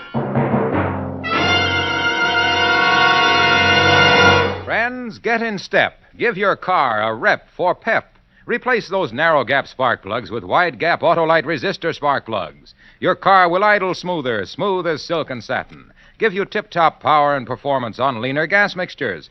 Actually save gas dollars. That's right, actually save gas dollars. Autolite regular type spark plugs have long been standard factory equipment on many leading makes of cars and trucks. And now 6 of these leading makers of cars and trucks have switched to Autolite resistor-type spark plugs for factory installation on their new 1949 models. The new Autolite resistor spark plugs are the spark plugs of today and the future. Remember, you're right with Autolite. And now, Autolite presents Van Heflin in a tale well calculated to keep you in suspense. Francie signed her own death warrant. She signed her own death warrant, didn't she? You're a good husband to her, and yet she's two-timing you with another man, isn't she? And you made up your mind weeks ago to kill her, didn't you? Well, now at the last second, what are you waiting for? You've got everything down here you need to do the job. That box near the wall filled with explosive, 2 copper wires already capped. This alarm clock, what's holding you back? Memories of your honeymoon? She's two-timing you with another man. Weigh that in your hand. All right, then, get to work. First, set the alarm. When she gets back from shopping around 2:30, you better set it for 3 o'clock. Good. Now then, wind it up. Now then, put the cap into the wires into the little holes you drilled in the box. Oh, no, wait. That explosive's kind of tricky, temperamental. Don't touch that box any more than you have to. First, attach the wire to the alarm clock. I wonder why more people haven't thought of this. Probably wouldn't know how to go about it if they did. There. Now the cap into the wires into the box. Careful now, careful. There it is. Check it over now. You don't want any slip-ups. At 3 o'clock, the alarm goes off. It sets up a spark. The spark runs along the wires to the detonators in the box, and that's all there is to it. Don't just stand here. Get back downtown to the shop.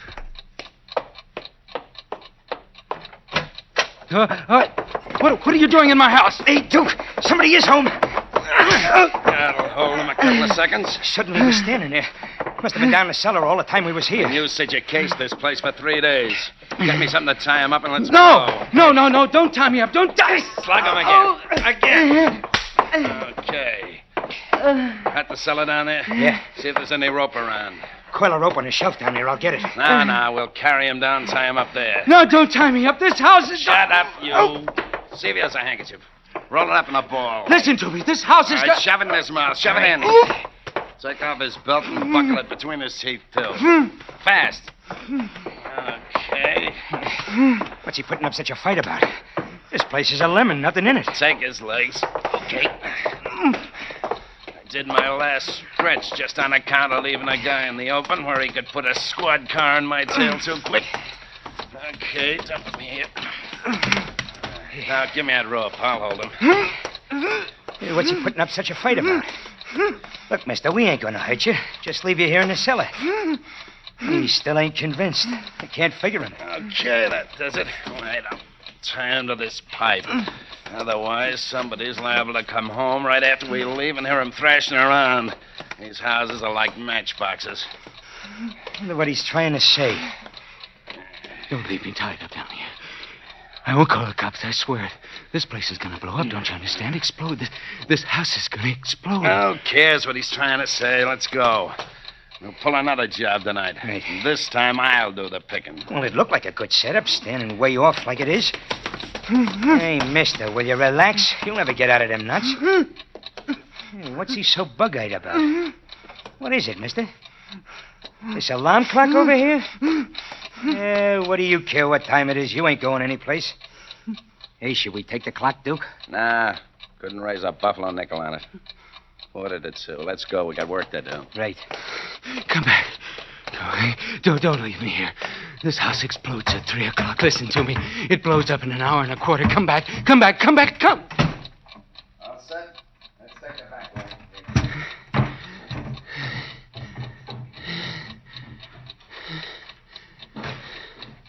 Gone. They're gone. The only people in the world who know where I am. I've got to get out.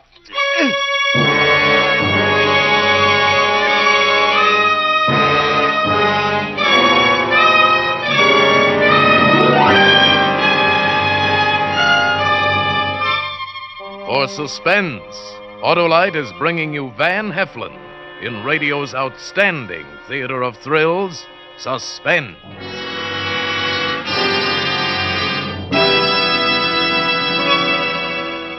Here, Holloway, can you help me with my income tax? Why, I'm just the guy. Here, just fill in Form W-1066, IOU, RSVP, your telephone number, and ALRSP. ALRSP? Autolite resistor spark plug. Hollow, why, they ought to jail you for this. After all, Hey, do you and your income tax reports want to look good? Well... Then save, Hap, my boy. Save gas, for instance. Replace your old narrow gap spark plugs with wide gap Autolite resistor spark plugs. They make your car idle smoother, give you better performance on leaner gas mixtures. Actually save gas dollars. Harlow, with me all tied up in taxes and internal revenue, For internal revenue for your engine, switch to wide gap Autolite resistor spark plugs. They're ignition engineered by Autolite to meet the highest standards of automotive engineers, to give you smoother idling, more mileage for your dollar. I'm worried. You don't have to worry, Hap. Why, with wide gap Autolite resistor spark plugs, you even cut down spark plug interference with radio and television reception. Remember, you're always right with Autolite. And now, Autolite brings back to our Hollywood soundstage Van Heflin as Paul in 3 o'clock. A tale well calculated to keep you in suspense. I can't get out. Nobody knows I'm here. 56, 57, 58, 59. 12 minutes to 2. It goes so fast. That second hand goes so fast. 5, 6, 7. Less than 72 minutes. Help me. Somebody help me. Help me. Help me.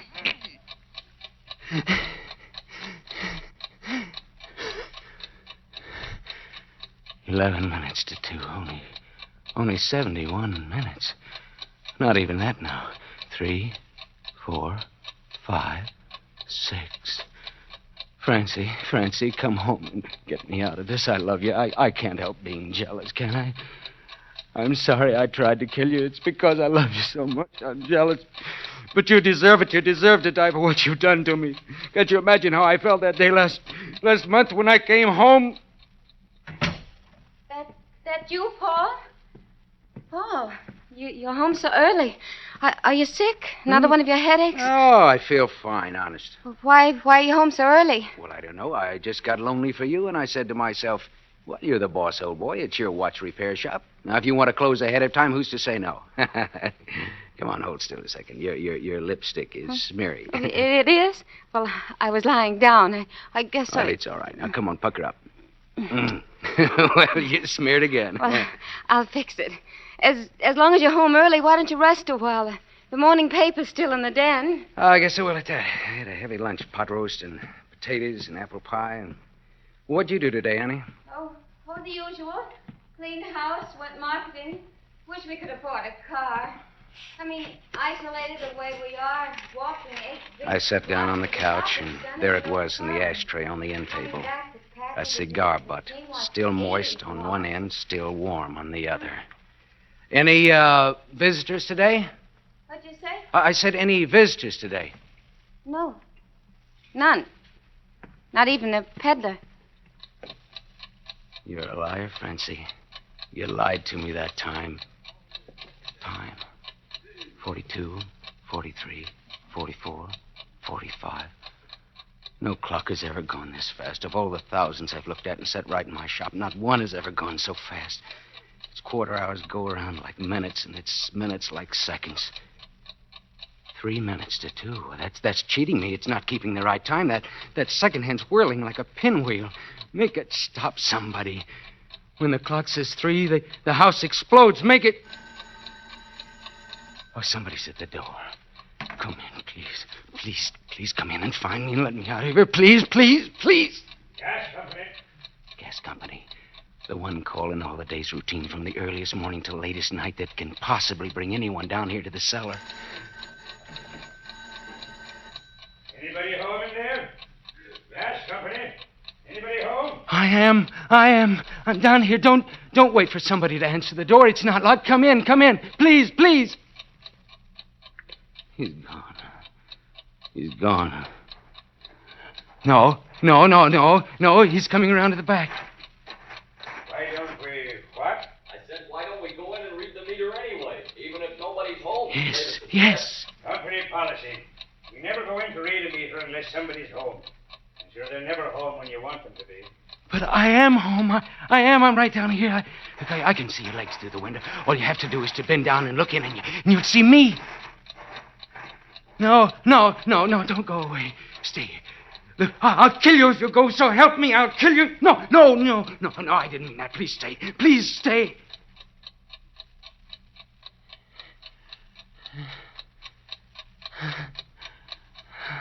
Look at the time. 1 minute past 2. 59 minutes left. Not even an hour now. 59 minutes less 8, 9, 10, 11. How long 59 minutes seems when you're waiting for someone. Like the night that I waited for Francie to come home from a movie, and she was late. The night Francie was late coming home from a movie. Yes, in a pig's eye she was at a movie. She was with her boyfriend. Well, sure, I was worried. What did you think? You said you'd be home before 11, and here it is almost midnight. I was about to call the hospitals and the police. Oh, Paul, I'm sorry. Really, I am. All those short subjects, and then the bus was late. I'm sorry you're worried. Oh, forget about it. How was the movie? It was all right. Nice Western. Oh, a Western? I thought you were going to see Three Musketeers. I was, but I changed my mind. I saw Red River instead. Well, I didn't know that was playing in the neighborhood. Well, I went downtown. I thought as long as I'm out of the house, I might as well do a little shopping. Well, the stores were open tonight? No, did I say shopping? I meant window shopping. Oh. What was the movie about? You know, a Western. A lot of shooting and riding. How was Gary Cooper's performance? Oh, good. I've always liked him. No, I didn't mean Cooper. Cooper's not in it. I meant John Wayne. Oh, was that John Wayne? You know, they all look alike to me. Those big hats. That was the night that she signed her own death warrant. Little things put the official seal on it, like the cigar butt in the living room, like the gasoline drippings on the street in front of our house, and we don't even own a car. And it wasn't a delivery truck either, because the drippings showed that it stood there a long time, an hour or more. And like the time last week when... The time... 12 minutes after 2? No. Oh, no, that can't be. It was just 2 o'clock. It can't be that late already. 12 minutes past 2. Only 48 minutes and... less than 48 minutes. It's 47, 56, 55, 54. Look at that second hand. Francie! She's in the kitchen. She's putting down her parcels. How can I make her hear me? There must be some way. And now she's at the hall closet, and he must be hanging up her coat. Oh, Francie, thank you so much for coming home early. I love you so, and I need you. How could I ever have thought of hurting you? I must have been crazy, but I'm not now. Back to the kitchen. Why doesn't she come down here to look for something? She might stay up there all afternoon, lie down. She might wash her hair. She might stay up there till it's time to get supper ready. What if she does, there's no supper, no Francie, no me. Francie, come down here. I know that you can't hear me, but come down here, please. Please, come down here. Hello? Yes, Dave. I just got in this minute. Oh, Dave, I'm all upset. I have $11 table money in the kitchen, and it's gone, and the wristwatch Paul gave me is gone, too. We must have been robbed. She knows we've been robbed. I should get the police now, and they'll search the whole place, and they'll look down here. Well, I'll look again, but I know it's gone. Paul will have a fit. Oh, no, I won't. I won't, honest. No, I haven't reported it yet. We have to be so careful. Yeah, you're not kidding. I called Paul at the shop while I was out, and there was no answer. I hope nothing's wrong. Can't you guess there's something wrong if I'm not in the shop? But maybe you'd better come out. Okay, goodbye. Yeah, that's good. Sure. Come on. If I go, both of you go with me. What time is it? Oh, no. It can't be 19 past 2. Only 41 minutes left. 33, 34, 35, 36. Tick-tock, tick-tock. Oh, there I go. Stop it, and think fast. Think like you did last week when you came home and she threw her arms around you and hugged you and, well, that little liar. Hi, Paulie. Hello. No kiss? Yeah, sure. Why not? Oh, what's the matter? Hard day? So hard you can't even force a smile? I'll make you smile. I'll make you laugh. Kissy, kissy, coo. Come on, smile. Smile. Stop tickling. Wait, cut it out. What's it? This in your pocket? Francie, don't. A present for me? Yeah, I said don't. Give me that. All right. You don't have to grab. What is it? Well, it's fertilizer. That's what it is. Fertilizer? Yeah, a sample package. I figured maybe we'd start a little garden in the back. A few flowers, maybe. Oh, well, that's a nice idea. That's just what I'll do. Yeah, well, I'll keep it down in the cellar. The fella gave it to me, said that it should be kept in a cool, dry place. I'll buy the seed just as soon as you make up your mind what you want. Fertilizer. She never even suspected that it was an explosive. I brought other things home last week, too. Every day, something else. Some more sample packages of fertilizer, which I carefully packed into a soap box that I had in the cellar. And copper wire and dry cell batteries. And this clock. And she never suspected a thing. She was so flustered trying to cover up the fact that she had a caller that I could have brought in a grandfather's clock under my arm, and she probably wouldn't even have noticed it. Oh, but, Francie, that doesn't matter now. If you'll just come on downstairs. He's here. Her boyfriend's here. Hello, Dave. Well, did it turn up yet? No, and I haven't heard anything from Paul either. The police will think I did it, I suppose. Oh, don't say things like that. Come on into the kitchen. Coffee's ready. What are they going to do? Just sit there? Don't they know that it's 28 minutes to 3? Only minutes left now. Minutes, not even a full half hour anymore. Don't you think we ought to tell Paul about us? I don't know. How'll he take it? Paul isn't narrow-minded. Well, we can't keep on like this. It's better to go to him ourselves and tell him about you than wait till he finds out. He's liable to think something else entirely. What's she talking about? I know he didn't believe me that night when I helped you find the furnished room and told him I'd been to a movie. I'm so nervous and upset all the time. I feel as guilty as if I were one of those disloyal wives or something. Oh, didn't you ever tell him about me at all? I told him you'd been in one or two little scrapes, but I let him think I'd lost track of you and I didn't know where you were anymore. Well, that was her brother she said that about. I'm gumming things up for you all right. An escaped convict for a brother. Oh, Francie, I didn't know. Why didn't you tell me it was your brother? Why didn't you tell me? Let's go downtown and talk it over. No, stay here. Don't go downtown. Stay here. You shouldn't be seen with me. You would get into trouble yourself. Telephone Paul to come here instead. Yes, stay here with me. Please, stay. I'm not afraid. What can I do? What can I do? This pipe leads upstairs. Hit it with something. With what, though? What? My head. What was that? What? I didn't hear anything. I thought I heard a noise in the cellar. Yes, you did. It's me. It's me. Want me to take a look? Yes. No, I guess I was wrong. Let's go, Dave. Francie! Come down here and look. Only 22 minutes left. Francie!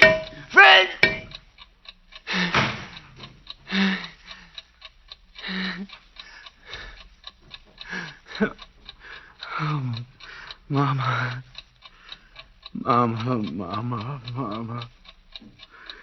It's gained another minute. Help me, Mama. Help me, Mama. Help me, Mama. Help me. Be careful what you're doing, Bobby. What? Oh, that's a kid bouncing his ball against the house. Yeah, it's a little kid. Bobby, come away from that cellar. Oh, no. Let him stay. Stay there, Bobby. Don't move. Did you hear what I said, Bobby? Bobby, just turn your head this way and you'll see me. A little more, Bobby. That's it. He's looking right at me, but he doesn't see me. Don't you see me turning my head from side to side, back and forth, back and forth, back and forth? He sees me. Bobby, what are you doing? Mommy, look. Does he understand what he sees? Oh, if he were only just a few years older, a child of 7 or 8 could understand that. Bobby, are you coming? I'm waiting. Stay where you are, Bobby. Make her come to you. Did you hear what I said? When I call you, I want you to come to me. Mommy, look. Funny man. Why, Mommy can't peek into strange people's houses. Come on, dear. Funny man. Tied up. Yes. Well, say goodbye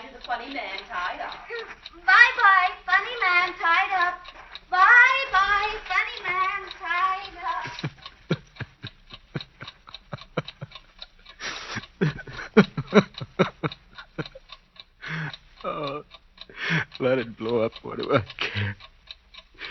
No. How much time is left? 10 minutes? Well, someone could come down here now, or even 6 minutes from now, or 7, and I could still escape. 42, 43, 44. The clock's beginning to look like people, like Mama. Oh, my head hurts. Mama, I'm sorry for what I've done. Paul's sorry. He won't do it again, honest. Just let him go this time and not punish him. He's learned his lesson. He'll never do it again. Poor Paul. Poor Paul. Oh, that must be Francie. It must have found the shop closed, trying to find out if I came back here while she was gone. When no one answers, will that tell her that something's wrong? Why should she think I'm stretched out down here in the cellar if I don't answer the phone?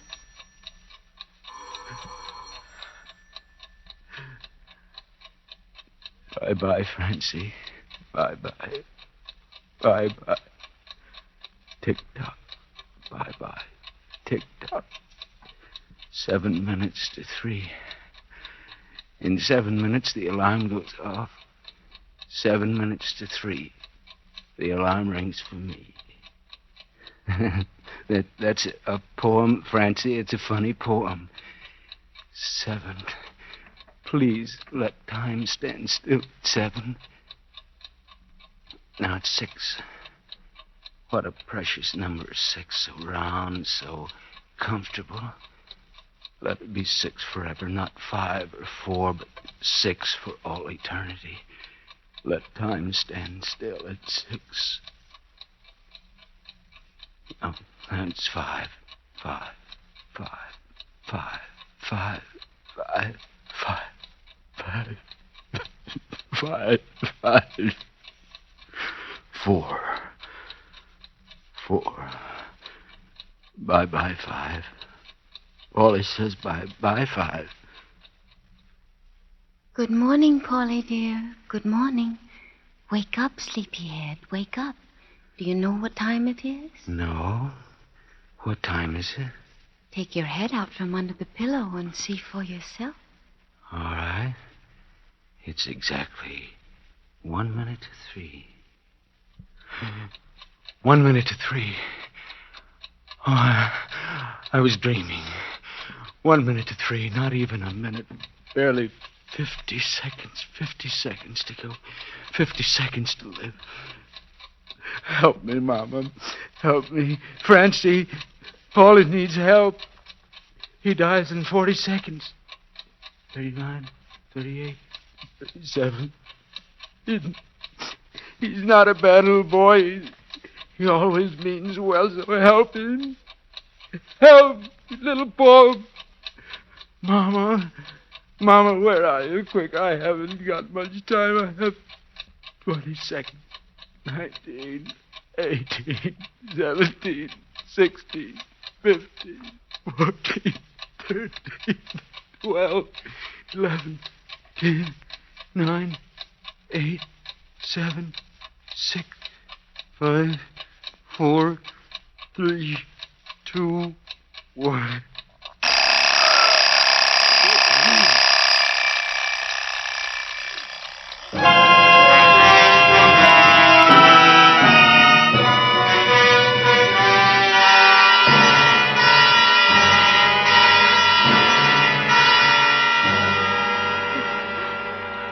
Take it easy, ma'am. The doc's working on him. Meantime, just a couple more questions. All right, officer. You say when you came in, he was all tied up and this alarm clock here was ringing. Yes. I say. Nancy? Yeah, Doc. Dead. With heart failure. Paul! I'm sorry, ma'am. Now, look, just one more thing in this box. There was some wires going to it from the clock, and I pulled them out. Do you know what was in it? This box? Yeah. Nothing. It used to have some fertilizer in it, but I took it out this morning and used it. I've been trying to raise flowers in the back of the house. Paul loved flowers.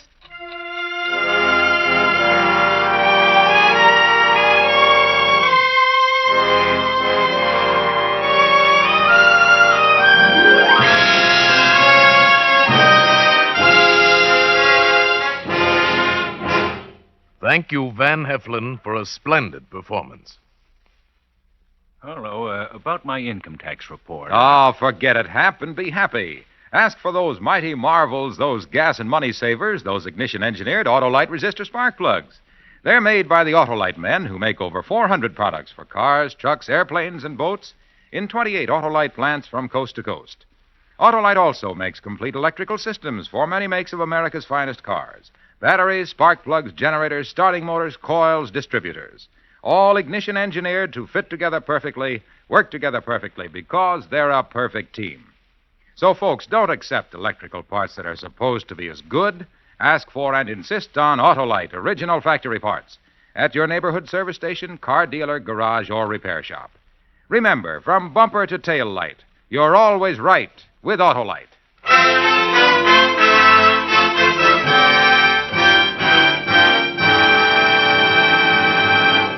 And now, here again is Van Heflin. First, I'd like to say that it's always great fun and a lot of work to appear on Suspense. And second, come on out here, Tony.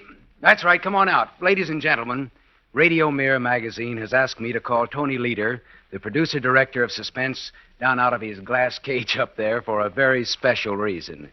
What's it all about, Van? Tony, I'd like you to meet Miss Ann Daggett, Western editor of Radio Mirror magazine. How do you do? How do you do, Mr. Leader?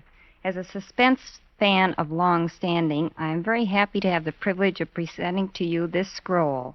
It is in recognition of the fact that Suspense has been chosen radio's outstanding mystery show by Radio Mirror magazine, which will be on the newsstands tomorrow. Well, that's wonderful. And on behalf of our writers and our actors and musicians, Lud Gluskin in particular, and technicians without whom Suspense couldn't even begin to suspend you, I want to say thank you very much. Well, my congratulations, too, Tony, and I'll be tuned in next week to hear Gregory Peck in Murder Through the Looking Glass, another gripping study in Suspense. Van Heflin appeared by arrangement with Metro-Goldwyn-Mayer, producers of the Technicolor picture Little Women, starring June Allison, Peter Lawford, Margaret O'Brien, and Elizabeth Taylor. Tonight's suspense play was written by Cornell Woolrich and adapted by Walter Newman. Music was composed by Lucien Morawek and conducted by Lud Gluskin. The entire production was under the direction of Anton M. Leader. Remember, next Thursday, hear Gregory Peck in Murder Through the Looking Glass. You can buy Autolite electrical parts, Autolite resistor spark plugs, Autolite stay-full batteries at your neighborhood Autolite dealer. Switch to Autolite. Good night. Here's great news. Suspense on television may be seen in many parts of the country every Tuesday night. This is CBS, the Columbia Broadcasting System.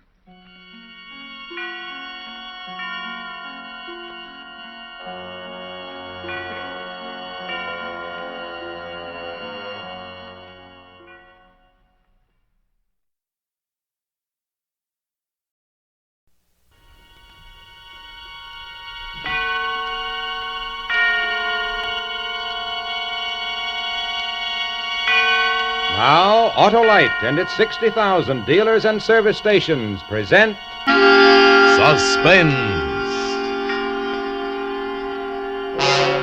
Tonight, Autolite brings you Academy Award winner Miss Claire Trevor in The Light Switch, a suspense play produced and directed by Anton M. Leader.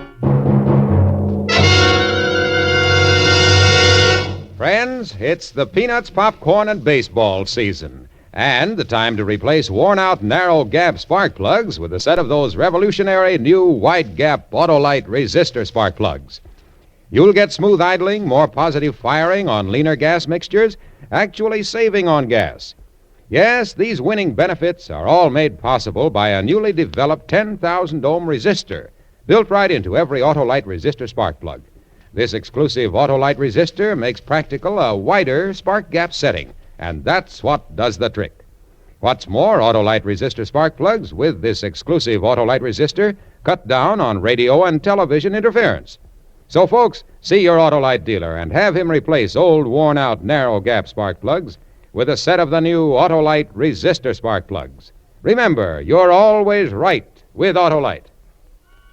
And now, Autolite presents Claire Trevor in a tale well calculated to keep you in suspense.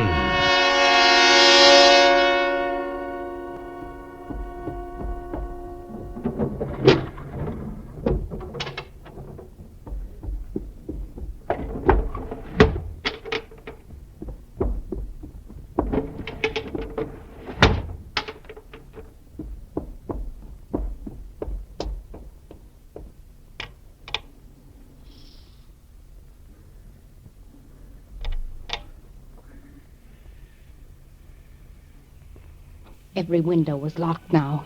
Every jet of gas was on full. There was nothing impulsive left in me. My actions were purely mechanical. I moved as if guided by a subconscious force. I selected a light fixture near the door, tapped the globe with an ashtray until it broke and the glass fell to my feet.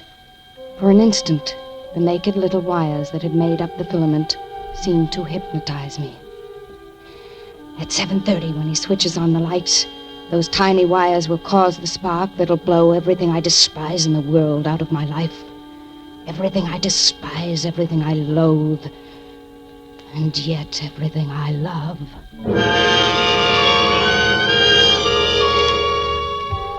The gas in the little room was beginning to make my eyes smart, and I realized I had to get out of there. I started to open the door when something told me to stop. It was lucky.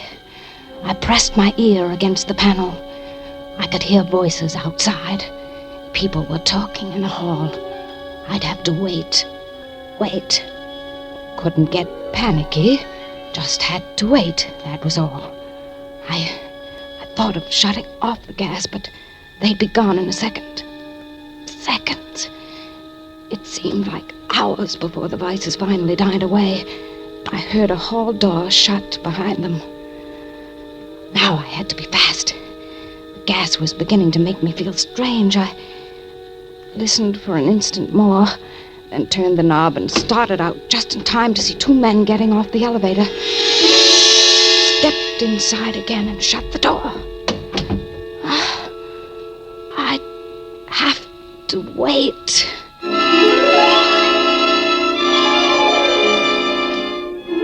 I don't know how long I'd been waiting. I tried to piece together what had happened. How I'd gotten here. I was getting dizzy. Skit, Webb. It all started with Skit. My head was whirling. Lights were flashing in front of my eyes. Lights like the ones down on East Main Street, on the burlesque marquee, next door to Skit Webb's office. I'd never been down on Main Street before. I remember it was a strange, dirty... It frightened me. I remember running upstairs to Skit's office. Hello? Is this the office of Mr. Webb, private detective? That's what the sign says. Who are you? I'm Mrs. John Winston. I'm in a hurry, so I'll make it clear exactly what I want. There's a banker named John Winston. Your husband? Yes. Now, Mr. Webb, I'm certain there is nothing wrong, you understand? I just want to check, that's all. I want you to watch John for a few days, then we'll just forget the whole thing. Better start at the beginning. I don't think that's important. It is to me. They call it background. Mr. Webb, I came here to tell you what to do, not to be questioned. Perhaps I should point out that I could certainly have afforded a more, shall we say, prosperous agent. Yeah. Let's say prosperous. I've been married a long time, and John has never given me any reason to believe that there was anything or anyone else, you understand? You mean until lately? I mean never. In other words, out of a clear sky, you begin to suspect something. I'm here to hire a private detective, not to listen to your insinuations. If you don't want or need the job, there are others. Sure, I need the job. We both know that. Don't we, Mrs. Winston?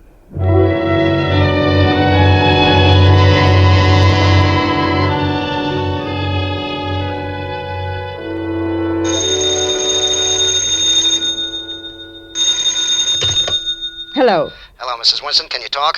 I mean, are you alone? Yes. Who is this? This is Webb, Skit Webb. Remember last week? Who? Skit Webb, the private investigator you hired. Oh, yes. I'd almost forgotten about that. I'm afraid I was acting quite foolishly that day. I had some sort of a silly argument with John about his working so late, you understand. What I called about, Mrs. Winston, is that I've been tailing John Boy all week. And I think maybe you might have something after all. You don't mean that. You lie. No, Mrs. Winston. I really mean it. You lie. Do you hear me? You lie. You're a liar. Oh. 8. Hello? Hello, is this Mr. Webb? Well, Mrs. Winston. I didn't expect I'd hear from you again. Mr. Webb, tell me. Where was he? What was her name? Do you know that? Take it easy. Look, first you come in the office and give me no information, then when I dig something up for you, you throw a tantrum. What's with that? All right, I'm sorry. I'll try to be more sensible. Now tell me. Well, it's going to take a little time before I can make a definite report. A little time and a lot more work. But I hired you Well, to do a simple... Want your dough back? No. No, I'd like you to find out anything you can. Okay. Then play it my way just for a short time. As soon as I can, I'll give you some definite information. All right. But I want you to tell me everything as it goes along, Mr. Webb. Okay. And why not just call me Skip? I'd rather leave it at Mr. Webb, if you don't mind. No, I don't mind.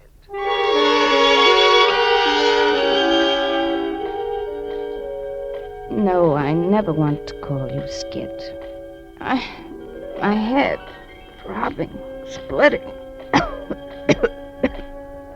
I was on the floor. Gas. 7:30. 7:30, it would be all over. The gas, I could smell it. Horrible. No, it wasn't gas. It was wisteria. Yes, the odor of wisteria, as it was in the park that day. I was standing on the edge of a walk near a bed of white tulips in the wisteria. I love wisteria. You've been waiting long, Mrs. Winston? No. Well, come on, let's go over that bench. There now. What do you have? Well, John boy seems to have pretty well settled down to one gal. Another woman? I don't believe you, Mr. Webb. Girls, perhaps, but not another woman. Okay. Well, you can't tell yet anyway. You're making the whole thing up. Then forget it. It's your type, that gutter I said type. forget it. Look, Mrs. Winston, I don't take that from anyone. You think just because you came down Main Street and you were hiring a two-bit snoop? Just a minute, Mr. Webb. I'm not through yet. Just because I don't have a plushy suite on the west side, you think that's the biggest case I've ever had? Sure, I've got a cheap office and a rundown joint. Sure, I've had better times. Let me tell you about them. I'm not interested in your past, and I thoroughly resent your insolence. Ever hear of Juanita Cole, Mrs. Winston? No? Well, I guess you wouldn't have. Juanita had an insurance deal. Filled the room with gas and hooked up a cigarette lighter to an alarm clock so that at a certain time the lighter would spark and blow the whole joint up. Would have worked, too, except the clock stopped. Yeah, it was a clever stunt. You know who broke the case? I did. Yeah, me, the two-bit snoop you wanted to hire. And I can name other cases just as big. Mr. Webb, I don't see what all of this has to do with me, but if you're quite through now, Oh, you don't, huh? Well, I'll tell you. I'm sick of this high and mighty routine you've been giving me. I've got you pegged, Mrs. Winston. I know what's going on inside that head of yours. You told me you were 32. In your case, that means maybe 40. That's not true. You know you're slipping, you can't face it. What do you mean? Your husband, he's lost interest. No. You've been put on a shelf. He's found somebody else. You can't take it. Shut up! Shut up! Okay. I guess that covers it. And don't bother firing me. I quit. What? Get yourself another boy. No. No, you can't quit. I already have. But I'm depending on you. You can't leave me now. I've got to find out. Please, please, I need you. I need somebody. That's no lie. You've got to help me. Well, maybe. That depends on you. On me? Maybe if we were to climb down off that high horse, I will. Anything. Okay. All I know so far is that instead of being at a board meeting like he told you last Wednesday night, remember? Where was he? Had dinner at the Gourmet, private room. After that, I lost him. What did she look like? Typical. Blonde, about 25, theatrical looking, pretty well put together. Oh, stop it. Well, you asked me. What else? She met him for lunch on Friday. I think she may be in a show downtown. That's all I know now, but I'll keep checking. Yes, keep checking. But you've got to promise not to get all hot and bothered until we're ready to move. I promise, Mr. Webb. I'll be as cold as ice.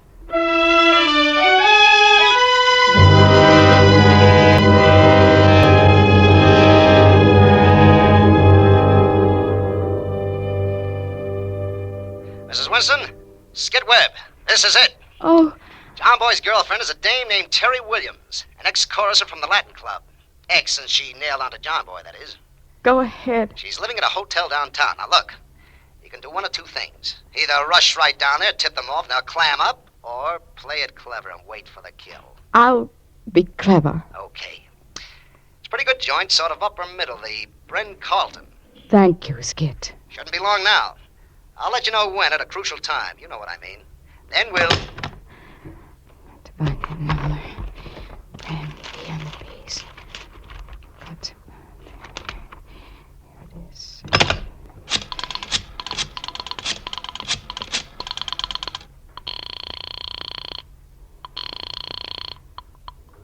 Hotel Bren Carlton. Oh, yes, Bren Carlton. Do you have a Terry Williams there? Terry Williams? Yes, apartment 504. I'll ring her. Never mind. After I hung up, all the strength seemed to drain out of me. I leaned heavily against the nightstand, and the lamp fell to the floor.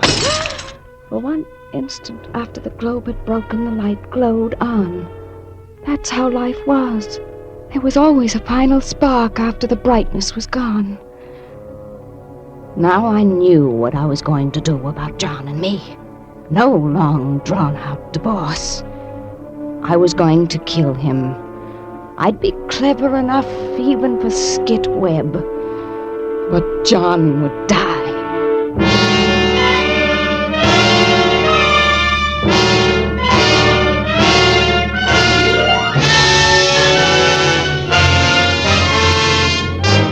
For Suspense, Autolite is bringing you Claire Trevor in radio's outstanding theater of thrills, Suspense.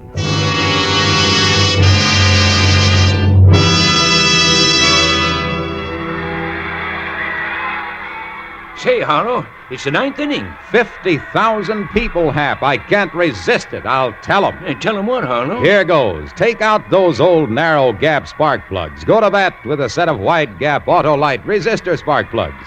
They make your engine idle smoother, give better performance on leaner gas mixtures, actually save gas. Why, that newly developed 10,000 ohm Autolite resistor found in no other automotive type spark plug increases electrode life 200% and more. Harlow, the slugger is up. It's a four-bagger, Hap.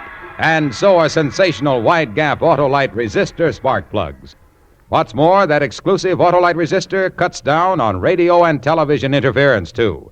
So see your Autolite dealer and get a set of those remarkable, irresistible, sensational new wide-gap Autolite resistor spark plugs today. Come on now, Harlow. We got to switch from baseball to Suspense.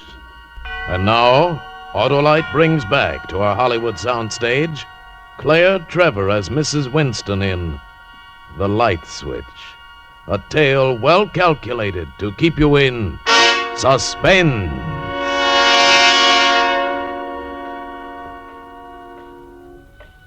I could hear the steady hiss of gas, the gas filling the room. The trap I'd set for my husband, John, and his girlfriend wasn't working out the way I'd planned. I had to get out of the room. My plan was falling to pieces. My life falling to pieces. And like a person drowning, I was remembering.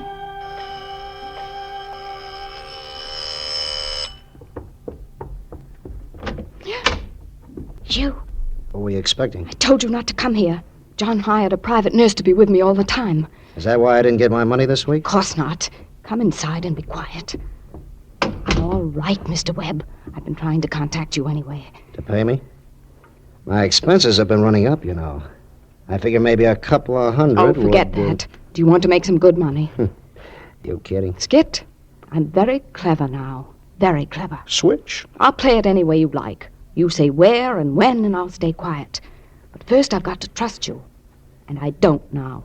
Why? I've given you the straight all along. When the time is right, we'll be able to put John Boy right where he belongs. Fine, but all I have gotten from you is hearsay. Certainly you gave me the name of Terry Williams, and I checked myself. You didn't? I didn't do anything, just found out she lived in 504. But still, she could be any girl. I've got to know. Well, what do you want? I want to see them myself. Huh? Oh, now look, that's just about impossible. They're very cagey. The only reason I can tag them is because I know my business. That is, unless you want to take the chance of tipping the whole thing off. No, I just want to see them at the Bren Carlton. Well, I haven't caught them there myself yet. All right, Skit. Until then, you are off the payroll. Well, It may not be as easy as all that. How much if I can? Now, I'm not a mind reader, you know. I can't tell what they're going to do before they do it. 500. And from then on, I won't question you. Well, I don't know. May take a week, maybe a month. I don't have much to go on. Please understand. I have to know myself. How about last week's dough? Can you get it now? Yes. Huh. I'll do my best. You go get what you owe me. You wait here in the hall.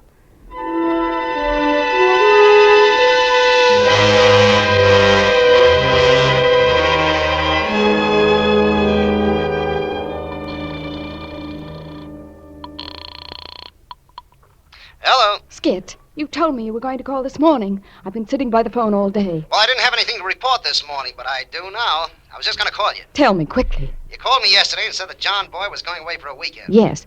Well, get the $500 ready. I was able to tap a phone conversation. Pretty tricky job, too. Go ahead. He's picking Terry Williams up in a taxi tonight at 7:15.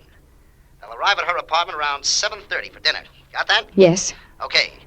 You wait in your car across the street. I'll join you there. All right. Now, listen, don't lose your head and mess up the whole deal. No, I won't. I may be a little late. I've got to tail them this afternoon, make sure everything runs right. So they may beat me there. If they do, you can watch them go in, but wait for me.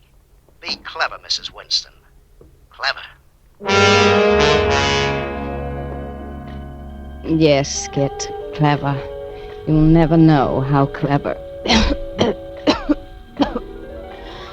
I managed to get away from my nurse. Came here, got the key from one of the pigeonholes when the desk clerk wasn't looking, and let myself in. Apartment 504. Terry Williams' apartment. That's clever, Mr. Webb. Then I locked the windows, turned on the gas, and cracked a light bulb so it would spark when the lights were switched on. And now you'll see how clever I am at 7:30 when they...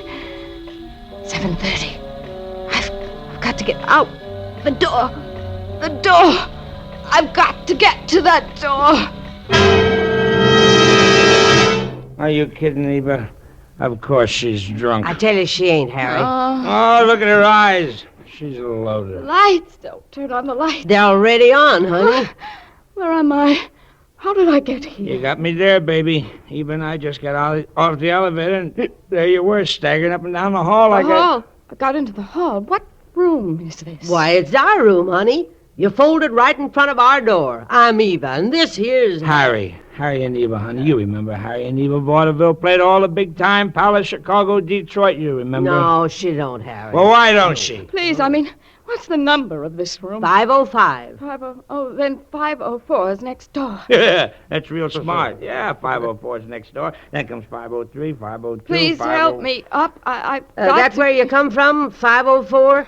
Terry having a party or something? No, that isn't where I came from. Oh, fine girl, Terry. She was overdue, you know. Hey, if Terry's having a party, maybe we ought to drop in. Oh, no. Why not? We haven't seen much of her since she started running around with her new boyfriend. Come on! No, I mean, there's no party there, and I didn't come from there. Then how do you know there's no party there? Please help me up. I've got to get out of here right now. I don't know, honey. You don't look so good to me. Why don't you just lie down a few minutes and then maybe it's...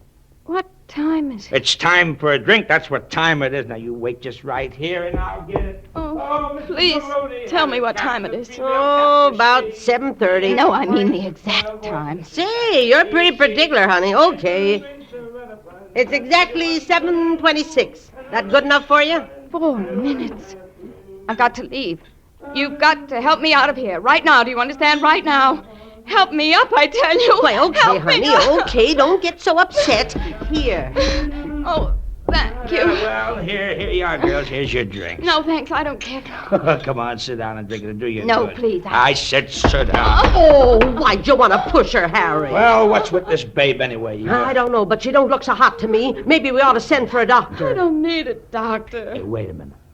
I just figured out what's wrong with you. What? You're unhappy. That's what's wrong. Oh. And that's something I can't stand to see. Anybody unhappy. Well, we got just a thing for that, even me. We'll give you a little routine. Routine? Yes, sir. It'll snap you right out of it in no time. Come on, Eva. Oh, I'm just wild about Harry. No. Come on, Eva. Come on. Oh, I'm just wild about Harry. And Harry's wild about me. Now, what's your stuff? Those honey? heavenly kisses. Stop it! Stop it! Well, how about that? How about that? We're giving her class, and all she can say is stop that. Now, look here, Oh, sister. let her alone, Harry. Can't you see she don't feel... Here, honey. You let me help you. There. Thank. Now, the door. Maybe what you need is the drink. Well, what do you think I offered her a couple of minutes ago? That ain't what she needs. She's loaded already. What she needs is air. Air. That's right, air. What I need is some air. Let's go out and get some air. Well, what's wrong with just opening the window?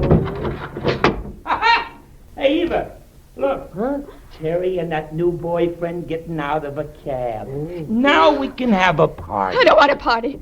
I want to get out right now. Can't you understand? Get me out of Harry, here. maybe we better get her out of here. I'm kind of worried about her. Yes, we must get out. We got to help her downstairs, Harry. Oh, how come we always get tangled up with creeps like this? Please help. Come on, Harry. Come on.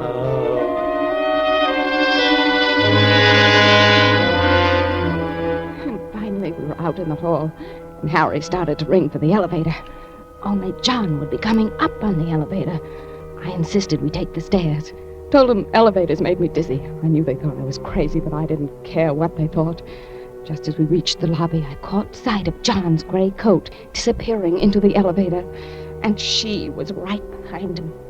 Eva and Harry tried to drag me with them to the bar down the street, but I refused, and they went on without me. I waited in the lobby. The indicator over the elevator door stopped at the 5th floor. They were just getting out of the elevator, and now they must be walking down the hall. I could almost see John fitting the key.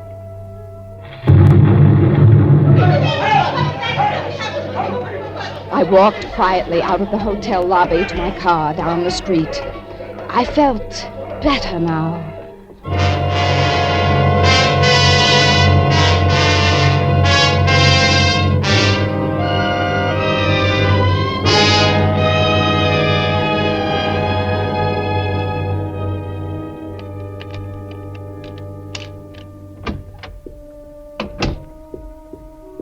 As I let myself in the front door, I knew I'd done everything right.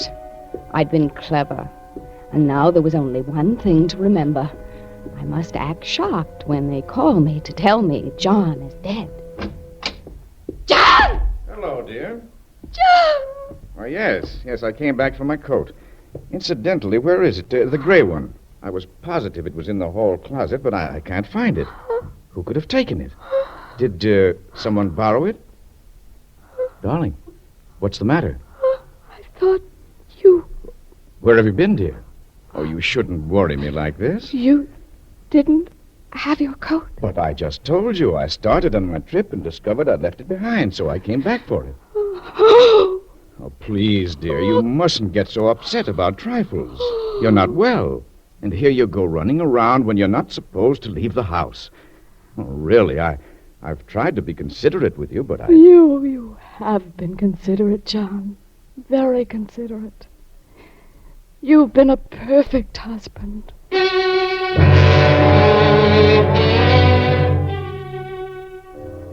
The police will be here any minute. When I called, they said they'd be right over. It's strange how it all worked out. He intended to make a lot of money off me, but I never had a chance to give him the $500. He thought he was so clever, but all he made was expenses. And I thought I was being clever, too. I killed 2 people. Terry Williams and her boyfriend, Skit Webb.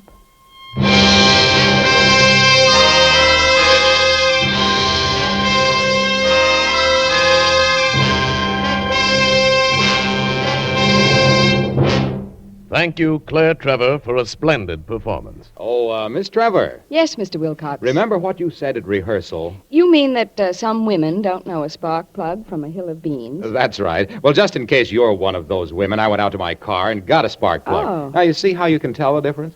Oh, why, of course. On this spark plug you handed me, it plainly says auto light resistor.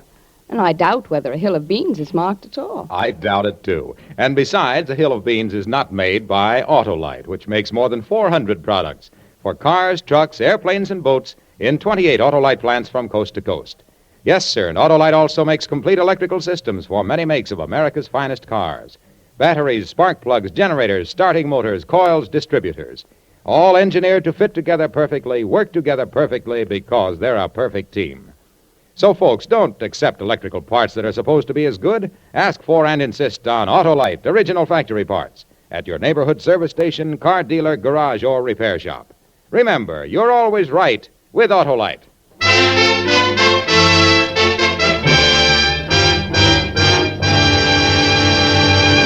And now here again is Miss Claire Trevor. It's been a pleasure to appear here tonight with this great cast of suspense actors and actresses.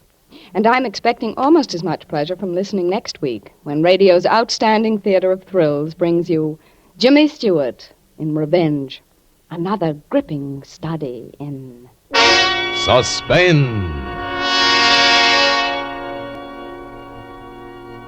Claire Trevor will soon be seen co-starring with Fred McMurray in Borderline Productions' forthcoming picture, Borderline. Tonight's suspense play was written by Richard Vodra, with music composed by Lucien Morawek and conducted by Leith Stevens. The entire production was under the direction of Anton M. Leader. In the coming weeks, Suspense will present such stars as Frederick March, Joan Crawford, Agnes Moorehead, John Lund, and many others. Make it a point to listen each Thursday to Suspense, radio's outstanding theater of thrills. And next Thursday, same time, hear James Stewart in Revenge. You can buy Autolite resistor spark plugs, Autolite stay-full batteries, Autolite electrical parts at your neighborhood Autolite dealers. Switch to Autolite. Good night. This is CBS, the Columbia Broadcasting System.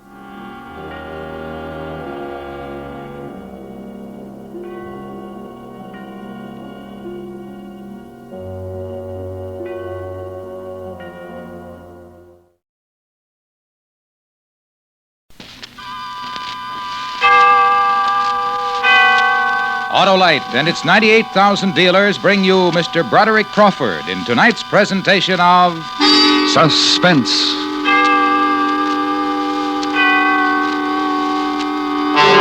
Tonight, Autolite invites you to return to the 30s as we chronicle the true account of those turbulent years with a report called Dutch Schultz. Our star, Mr. Broderick Crawford.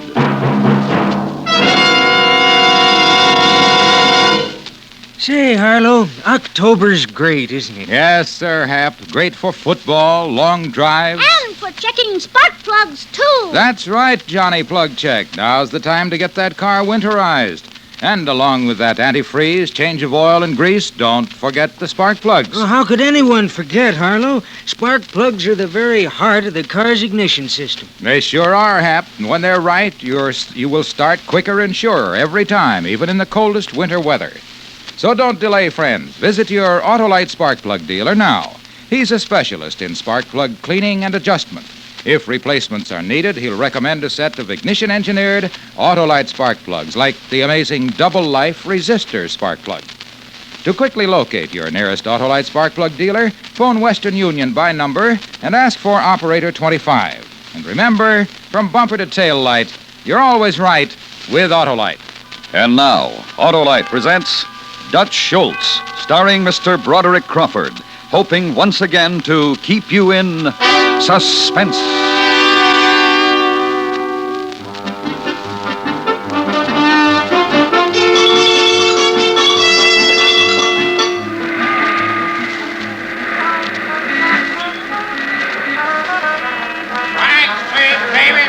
Read all about it.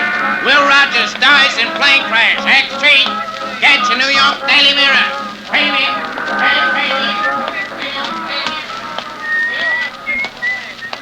Give me a packet of cigarettes, sir.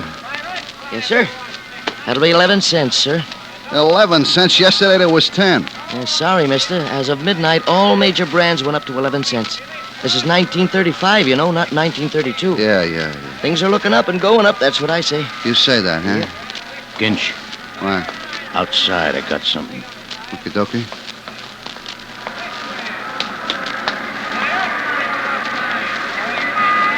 So? Certain parties is meeting tonight up at the hotel. Are you kidding? Hey, Flat, you kidding me? No, Ginch, I wouldn't kid you. You know that. What parties? The big brokers. You know, Harry and Lepke and Lucky. And Albert, he's going to be there. And Gurra.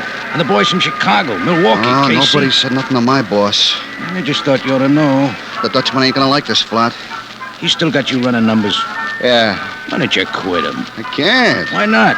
Mo Weinberg quit. Dutch Schultz stuck an ice pick in his ear. Yeah, I heard about that. He's kind of a screwball, huh? Screwball? Oh, wait till he hears you're holding another meeting without him. Boy, he'll be banging all over the place. Maybe you better not go back to Newark today. And who'll he be banging? Me. So I'll take a rest. Tell you what, Ginch, I'll blow you to a show. What's playing? Shirley Temple. I already seen it, but I'll see it again. Shirley Temple, huh? Yeah. She's the cutest little thing, just like a doll. I tell you, Ginch, boy, I cried. I honestly did.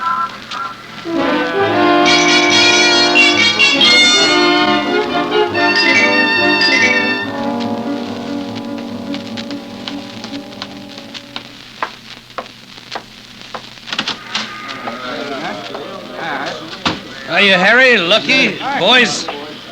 All right, gentlemen. I think we are all assembled. Somebody turn that radio off. You're looking just fine. Hey, Harry, how was the vacation? It was very charming, very charming. The missus enjoy herself? Her back gave her a few, twinges, but taken by and large, it was a charming vacation. That's nice. But enough of this pleasantries. To business, gentlemen. The question we have met to deliberate about is this new fella in the DA's office. That bum has got to be banged in the head. Please, a little consideration? Hey, Gurra, don't be interrupting Harry. Sorry. Apologies accepted. Now then, this new fella has been investigating some matter which might prove embarrassing to we fellows if all the facts should become known. I am referring in particular to the stuff he is investigating about the numbers business. Now, since we decided to get smart and form the syndicate... What do you mean I don't go in? How are you, boys? Dutch Schultz. Yes, Albert, it's the Dutchman. How come all of my good friends here, the people I've been doing business with for years, how come they're holding councils without the Dutchman, huh? Please, act like a civilized being, will you? Act like you didn't grow up in a barn or somewhere. And you, Harry, you're my pal. What is this? This is a matter concerning New York City, Mr. Schultz. Not New Jersey or Newark, which is why you weren't invited. Well, the way I heard it was you was going to discuss the new guy in the DA's office. Which is correct, but please, no names. That DA, he done a lot of bad things to me. I think I ought to be in on the discussion. Frankly, I didn't think you'd be interested, but since you see fit to come busting in here, you can stay. Yeah, that's more like it, Harry. Thanks. One thing, though. What? What's that?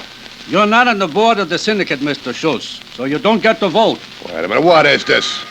A bunch of lead pipe hoods and you're trying to make like big businessmen, big operators. We are businessmen, Dutch. You can sit down and shut up or get out of here. All right. That's more like it. Now then, Harry, you were saying? Ever since that runaway grand jury took out Mr. Dodge, we have had great difficulties keeping the DA's office in line. We got plenty grease, but nobody to pay it to. This new fella, he's incorruptible. So the question is, what are we going to do about him? Just give him a treatment he wouldn't forget, that's all. That's what I say. The bum has got to be banged in the head. Now, please, gentlemen, a little consideration. Thank you. You see, Mr. Schultz, times are changing. We don't operate with those tactics anymore. This is big business. We got to operate with a modicum of intelligence. Modicum? What gives with that there modicum?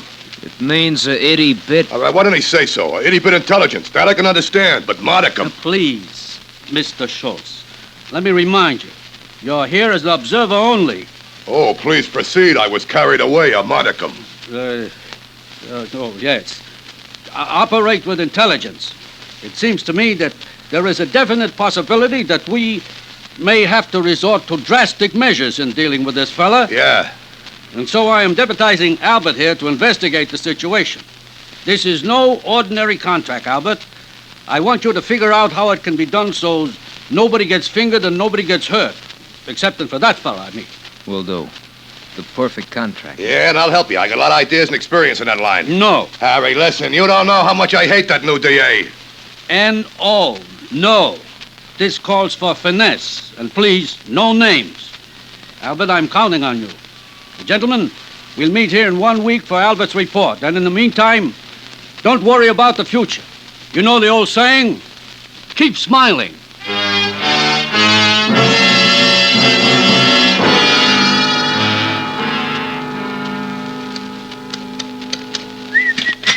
$534.23.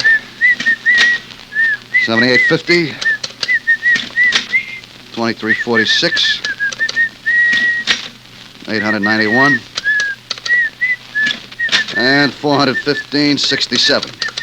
And that, my good friend, winds it up for the night. Really a very nice little take, Ginch, if I do say so myself. Yeah, well, just don't you plan on taking any of it for yourself, Abba-Dabba. Who can be so stupid? You needn't speak to me like that, Ginch. I know Mr. Schultz. Yeah, but you don't know him like I know him. Yeah, what's the food on the table for? Mr. Schultz. He's back from the meeting. I was hoping he'd stay in New York, see a show or something. Hi, boss. Hello, Mr. Schultz. Hi, boys. Okay, Berman, what's the tally? Oh, very good, Mr. Schultz. $13,561.13 for the day. That's because of you, Abba-Dabba. It was nothing. Yeah, so they think I'm slipping, do they? You, Ginch, what do you think? Oh, I think you're on top of the world, Dutch. Yeah, and you know why? Because I use my brains. When I ain't got 'em, I buy 'em. Those knuckleheads in New York, those big businessmen. They got a numbers racket. Me, I got a numbers racket. Mine pays off the players, but hardly ever. Theirs, it's paying off all the time. And why? Because mine is superior, that's why. Because I use my head. I went out and bought me Abba-Dabba here. Oh, but I was glad to get the job. I like the money. Shut up! I think, why isn't the numbers paying me more money? Because it's too honest, that's why. It's like a bad slot. When a slot's bad and paying off too much, what do? You fix it. So I went over to that college there, and I bought me a student, a mathematical genius. I said to him, kid, you fix this, and I'll take care of you. You were very generous. And was really a fascinating problem. Ginch, what's the matter with South Bayonne? The school kids. We're losing their business. One of their principals is working against our runners. Oh, principal, huh? I hate principals. I had a principal once. His name was Jeff C. Condon. Did you ever hear of him? The Lindbergh case? Yeah, that's the one. He used to beat my ears off, and I was a defenseless kid, too. Look, I'll tell you what. Ginch, you give this principal a workout. Oh, Dutch, he's an old man. I don't think you heard me good, Ginch. I heard you, Dutch. Only working guys over. Well, you got plenty of guys who do that sort of stuff. But I want you to do this one, Ginch. Let me show you a trick, Ginch. Come here. Put your hand on the table. Oh, Dutch. Put it on the table there. All right. Dutch, you broke it. You broke my thumb. Yeah, that was pretty neat, wasn't it, huh? I know a lot of those kind of tricks, Ginch. So I tell you what now. Every week that passes without you doing what I tell you, like when I tell you to give the principal a workout, I'm going to break another finger for you. What are you staring at? Nothing, sir. All right, that's good. I don't like people to stare at me. Well, how about it, Ginch? How do you feel? Oh, Dutch. Shouldn't he get that fixed, Mr. Schultz? Yeah, he should. Now, Ginch, here's 50. Go down to the drugstore and get that fixed up. What, Ginch? Do me a favor.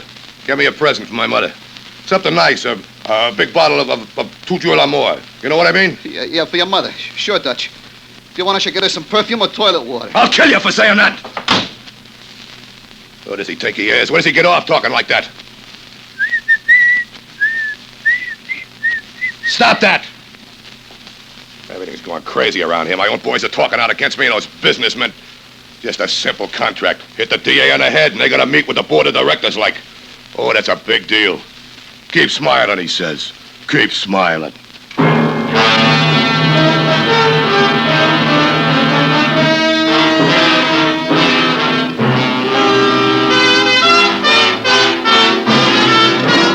Autolite is bringing you Mr. Broderick Crawford in Dutch Schultz. Tonight's presentation in radio's outstanding theater of thrills, Suspense.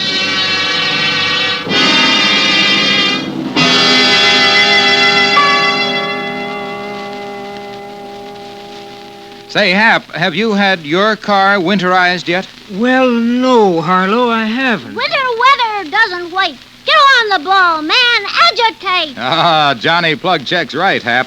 There's no time like now to get that car into your Autolite spark plug dealer for a change of oil and grease, antifreeze. And check those important spark plugs, too. Right, Johnny Plug Check, because they're the very heart of your car's ignition system.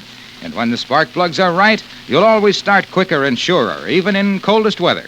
If replacements are needed, your Autolite spark plug dealer will recommend a set of world-famous Autolite spark plugs, like the resistor spark plug, which gives a double life of smoother engine performance and quick starts. And the resistor spark plug is only one of a complete line of Autolite spark plugs, ignition engineered for every use. So decide now to have your car winterized this week. And check those important spark plugs, too. At your neighborhood Autolite spark plug dealers, because from bumper to tail light, you're always right with Autolite. And now, Autolite brings back to our Hollywood soundstage Mr. Broderick Crawford in Elliot Lewis's production of Dutch Schultz, a true story well calculated to keep you in suspense.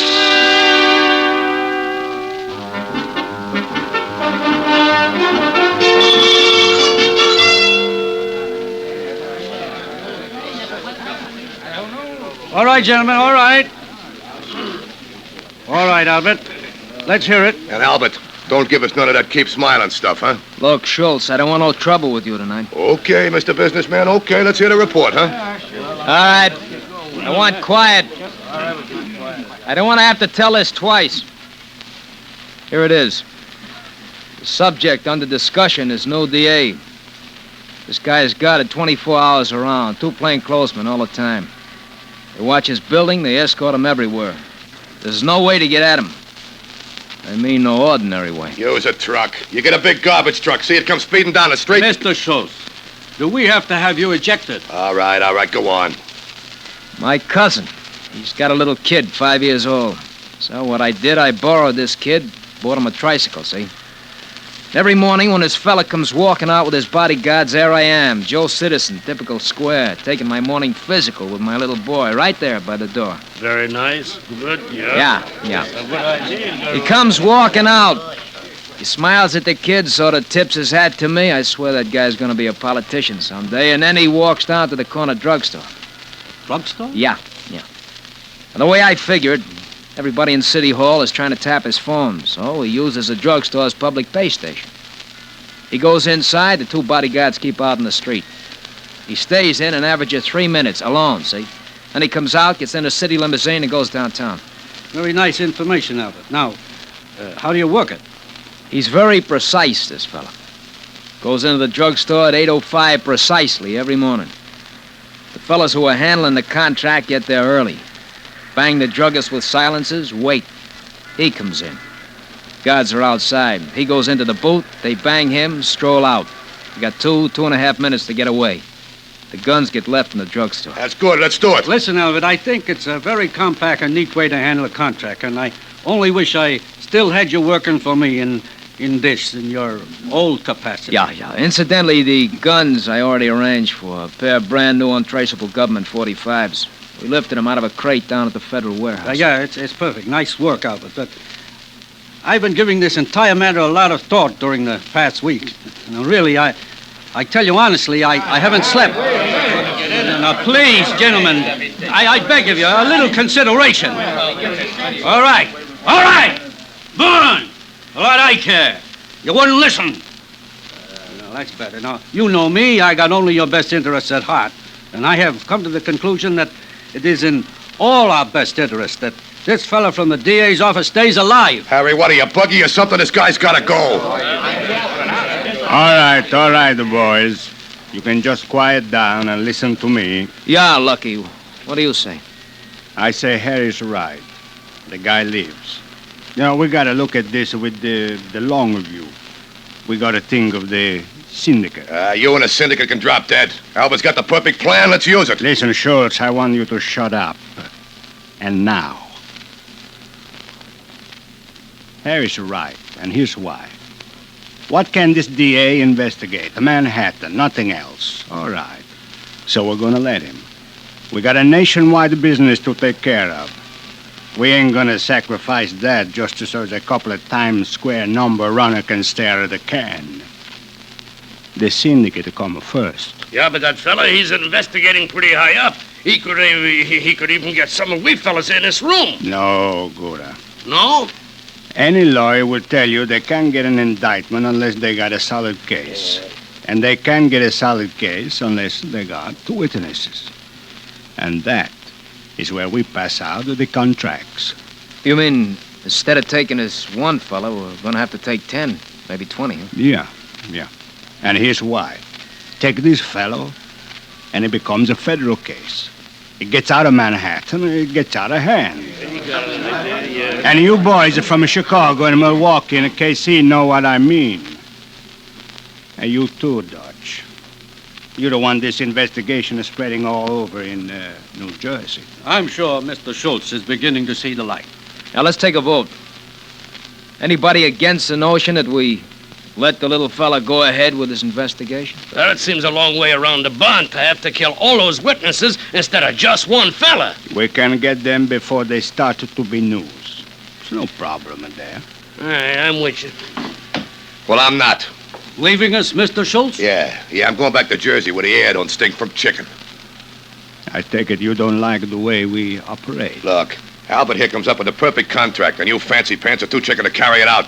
Well, listen, Lucky, Albert, Henry, Harry, all the rest of you. Maybe there's somebody in this world who ain't too chicken. That's just a little thought, gentlemen. Just a little thought.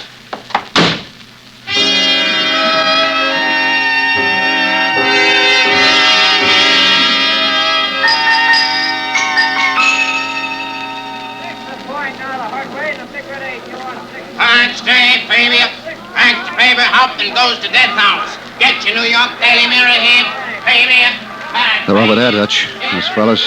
What you want, Skinch? Stand up by the shoe store there? Yeah. Are you gonna want me any more today, Dutch? No, go back to Newark. Sure, Dutch.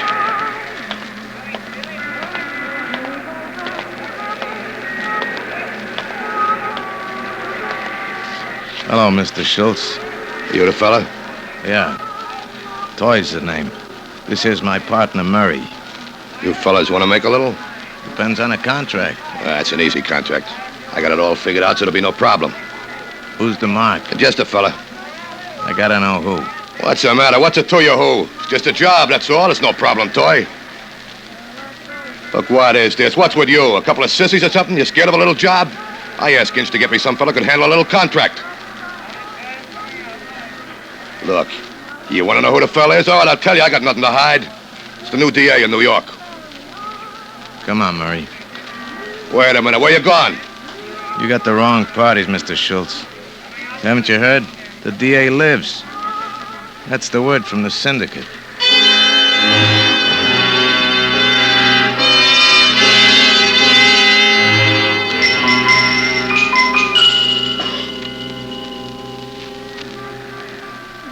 Hey, Ginch. Hello, Flat. What happened to your arm? What's with the sling? Dutch. Oh. First the thumb, then a wrist, something he thought I said about his mother. He's an animal, that's what. Another year with Dutch, I'm going to be in very bad condition. And you can't quit. That's right. You won't let me go. Bo quit, Dutch stuck an ice pick in his ear. Ginch, I don't know, maybe I'm crazy, but if I tell you something, would you tell Dutch? I wouldn't tell him if his hat was on fire. Certain parties is having a meeting tonight. 6 o'clock. Oh, that's one he really don't know about.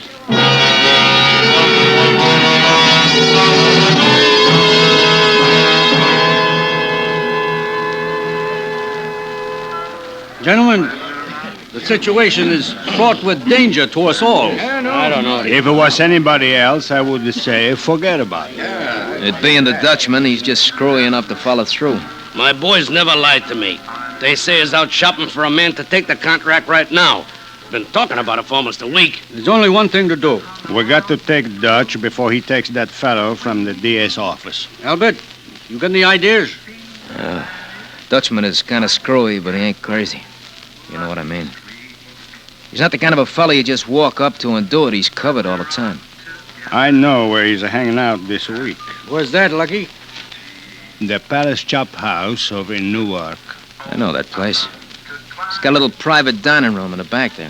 The fella'd have to be screwy to try it in there. Yeah, I got just a man. Bug, Mandy, in here. Got a job for you, Bug. Contract. Yeah.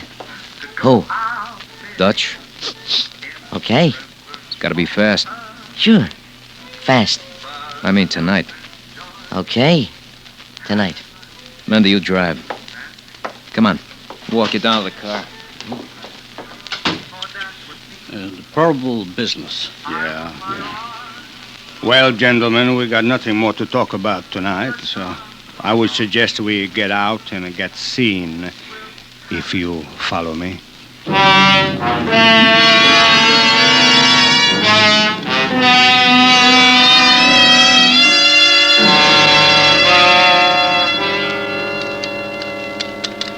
$483.11. 68.51. 17.39. 550 even. 137.45. Look, stop that creepy whistling, will you? I'll fix your whistle so it'll never blow again. All right, now. 775.15. That does it. What I'm going to do to that Ginch when he gets back? I told him to go back to Newark. Where is he? Maybe he missed the train. Or something. Look at Berman. I need you around here to handle my books and keep my numbers business functioning. I don't like it. You should be talking all the time and whistling like a boy, like a schoolboy. Sorry, Mr. Schultz. I'm going to be in business for a long time, Berman. Remember that. You want to get rich? Stick with me. Yes, sir. I'm with you, Mr. Schultz. But keep your mouth shut, see? Tight shut. Now get those tallies added up. I'm going to wash my hands. Yeah, okay.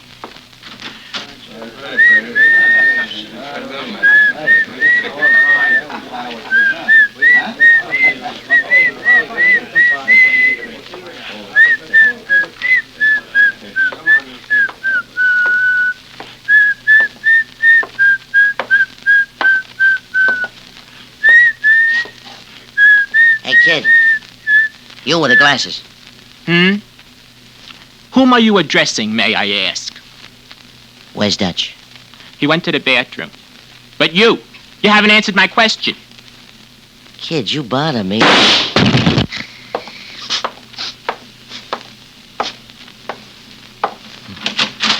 I'm sorry, it's busy.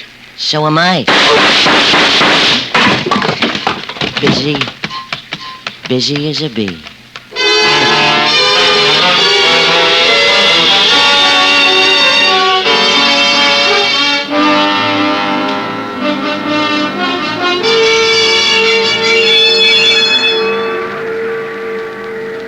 What do you say, Ginch, old boy? Ginch, old boy, was a hotsy-totsy or was a hotsy-totsy? Oh, it was a hotsy-totsy, all right, flat old boy. Boy, I sure let you talk, man. Staying in New York. Dutch is really gonna be sorry now. Ah, forget it. Come on. We'll go up to Lindy's, have a couple of drinks, see you standing around. Listen, Fry, I can't. I'm in so much trouble now. Hey, wait, what's that? Listen. Slain in gangland murder. Dutch Schultz gunned to death by mystery figure. Pay me up. I actually got the New York Journal American. Did you hear that? The Dutchman gets hit. Come on, let's buy a paper. Let's buy all the papers. Yeah, even the Times. Yeah, we'll take them up to Lindy's. And have a drink. And have a party. Hey, boy! Hey, newsboy!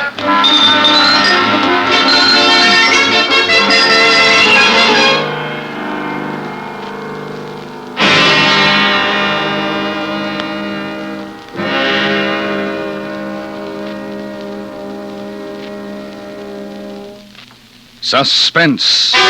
Presented by Autolite. Tonight's star, Mr. Broderick Crawford. This is Harlow Wilcox again. Tomorrow, members of the American Trucking Association attending the annual convention in Los Angeles will see a new 3-cent stamp being issued by the Post Office Department. This stamp commemorates the 50th anniversary of the trucking industry. In the years since they first proved themselves as winning competitors over horse-drawn vehicles, trucks have become the backbone of our transportation system. Their versatility and dependability in war and peace, and their economy of operation have made trucks the finest carrying vehicles any civilization has ever known. Today, over 9 million of these modern beasts of burden serve us in countless ways and give work to some 6 million Americans who make, drive, and service them. Autolite has been associated with this industry for 42 years and is privileged to salute the American Trucking Association on this important occasion.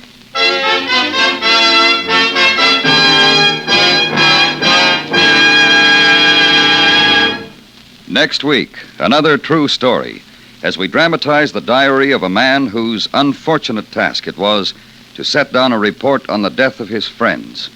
Ordeal in Donner Pass. Our star, Mr. Edmund O'Brien. That's next week on Suspense.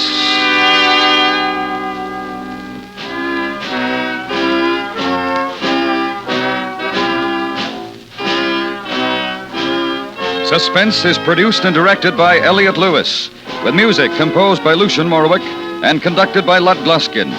Dutch Schultz was adapted for Suspense by James Poe. Featured in tonight's cast were Jay Novello, Herb Butterfield, Hy Averback, Paul Frees, Sidney Miller, Jack Moyles, Benny Rubin, and Anthony Barrett. Broderick Crawford will soon be seen in Night People, a 20th Century Fox picture. And remember, next week, Mr. Edmund O'Brien in Ordeal in Donner Pass.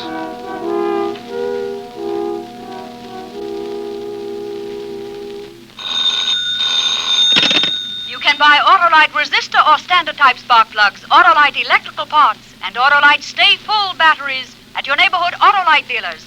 Switch to Autolite. Good night.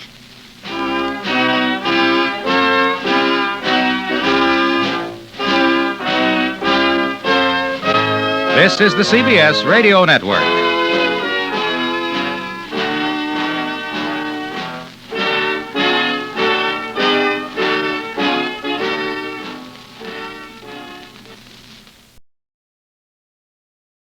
Now, Roma Wines present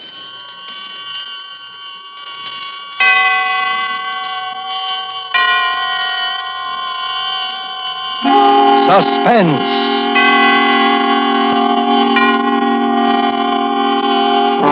Tonight, Tale of Two Sisters, starring Claire Trevor and Nancy Kelly.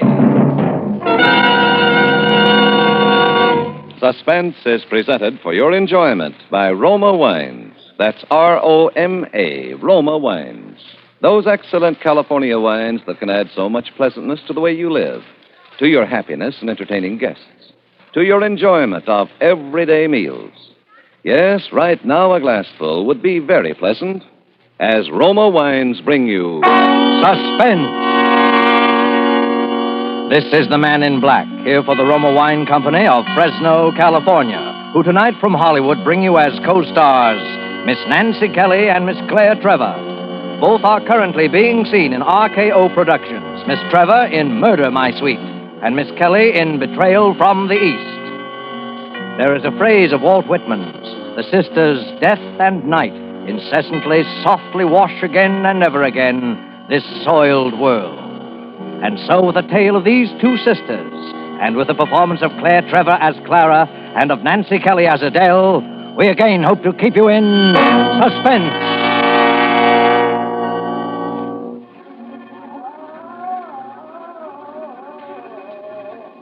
Everyone is so good to me. I like being here, but some of the others don't, I guess. Do you hear? They scream sometimes like that in the night. Maybe they scream because they remember things. But I remember things, too. Especially when people come out from town to see me, to bring me things. But there's nothing that I want that can't bring back my sister. My beautiful sister, Adele. Today was Thursday, and they came. And now they've gone. And when they came, they brought back memories of Adele. When we were children. The night that Mother died. The night we made the promise. Don't cry anymore, Adele. I'm afraid, Clara. We're alone. We're not alone.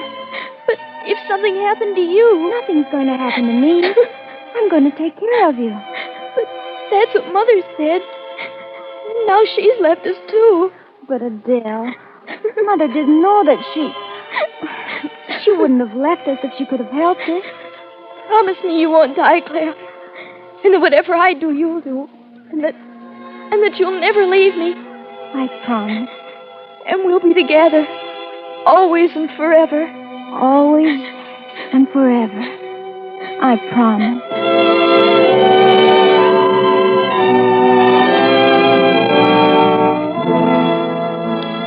And for years, I kept that promise.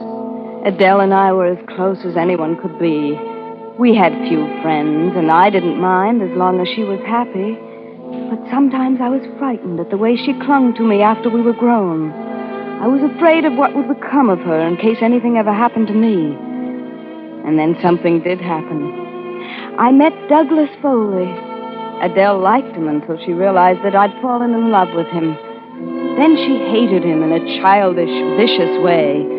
He tried to win her over, but it was no good. And then he asked me to marry him, and I said yes. That night, after he'd gone, Adele was waiting for me in my room. Adele! Clara! Douglas told me. Adele!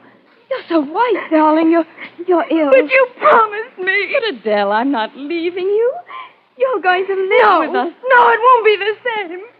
You promised always and forever. But we were children, Adele. You promised we'd be together always and forever. Adele, you see... If you marry him, I'll never speak to you again. But we were married, and we believed that Adele would forgive us in time, but she didn't. She refused to see us. Then when we learned that my husband's new job was to take us to Europe, our first thought was of Adele. If she would only go with us. But when we drove to her house, she refused to come to the door, and we were forced to sail without her. My son, Doug, was born in Europe, and I wrote Adele a long letter telling her about him, but the letter was returned, unopened. When Doug was just 10, we returned to America. I went directly from the station to Adele's home. She was working in the garden when we drove up. I was shocked at her appearance. Her hair had turned almost white, and there was a strange look about her. I sent Doug to the gate to introduce himself. She looked at him in a puzzled manner. Then she saw us sitting in the car, and she turned and walked into the house. The next thing I remember was that day, 1 month after my return home, when I was put on trial for murder, for my husband's murder. Mrs. Foley, will you tell us again what happened the night of your husband's murder? My husband was working in the garden all day when it began to grow dark. Will you please speak up? Well, my husband had been working in the garden, and when I called him in, he insisted that he had something to finish. I called him several times after that, but then I became irritated and I gave up. I had my dinner alone, and I went up to my bedroom. Then you admit that you quarreled with him the night of the murder. No, we didn't quarrel. I was irritated, but I said nothing to my husband. Your husband's death was caused by a deep, narrow wound in the vicinity of the heart. It is the opinion of this court that the instrument used might have been an ice pick. Mrs. Foley, have you any other ideas as to what might have inflicted this wound? No. Had your husband any enemies, Mrs. Foley? No.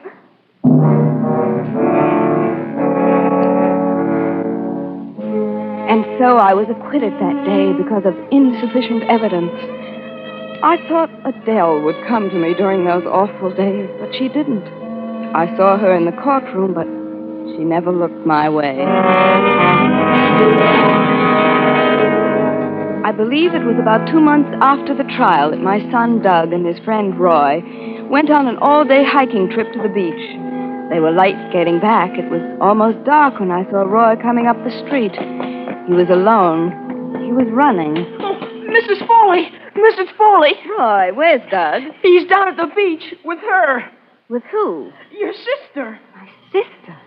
For heaven's sakes, Roy, will you tell me what this is all about? Well, you see, Mrs. Foley, Doug and I, It seemed that Roy and Doug had forgotten to take along their drinking water, and they hadn't missed it until they'd come to a very deserted strip of the beach. Come on, Doug. Maybe we can get water at that little house over there. Funny place for a house, isn't it? Oh, yeah. Come on. Looks like nobody lives there. All the better. We can just drink out of that faucet in the yard. We won't have to ask nobody. Come on. Sure run down, isn't it? Maybe the faucet isn't working. The garden's all dead. Oh, sure it's working. See? Someone's just plain lazy. Or maybe no one lives here. Oh, sure they do. There's a mailbox. Maybe there's a name on it. look, Miss Adele Norris. That's my mom's sister. Yeah? Well, let's drop in and see her. Well, she wouldn't even know who I was. Well, you could tell her, couldn't you? Say, maybe she'd give us some cake or something. No, she's mad at me and Mom. Come on, let's get out of here. Say, Doug, look at all the dead leaves on the porch. Let's have a look around. No, she might come out. Ah, she can't hurt you, can she? Let's peek in the window. No. Roy! Look, Doug. The place is all upset. It's all dirty and everything. Let's look in the rest of the windows. There's no one around. Oh, here's the kitchen. Look at all the dirty dishes piled up. Say, maybe my aunt is sick. Hey, look. Somebody's coming to the window. Oh, gosh. What do you want? We wanted to see if you were all right. Go away. Don't you recognize me? No. Are you sick? No. I'm your nephew, Douglas Foley. Go away, whoever you are. I'd like to help you. Go away, I said. Mother wouldn't want me to leave you here like this. Who's your mother? I told you, don't you remember? She's your sister. I have no sister. My sister died when I was 18. Roy, you go home and get Mother. My aunt is sick. I'll climb through this window and see if there's anything I can do. You stay out of this house. Doug, let's both go. She doesn't want you here. She's sick. You go for my mother, and hurry. Okay. If you come into this house, you'll be sorry. If you dare come... Did you say your name is Douglas Foley? Yeah, that's right. You see, I'm... Douglas Foley is dead. Forever and ever. No, don't you see? The one who died was my father. Douglas Foley came between two sisters. And then he died. Yeah, but I'm trying to tell you, my mother and you are... If he isn't dead, then I guess he'll have to die again. Yes. Yeah, that's it. Yes. He'll have to die again. He'll have to die again. Look, you're sick. You need help. I'm sick? Yeah. Don't you want me to come in? Yes. Oh, yes. Come in, Douglas Foley.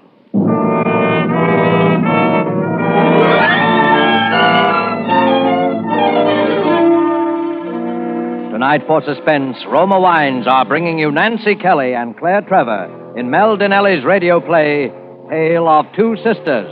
Tonight's study in Suspense.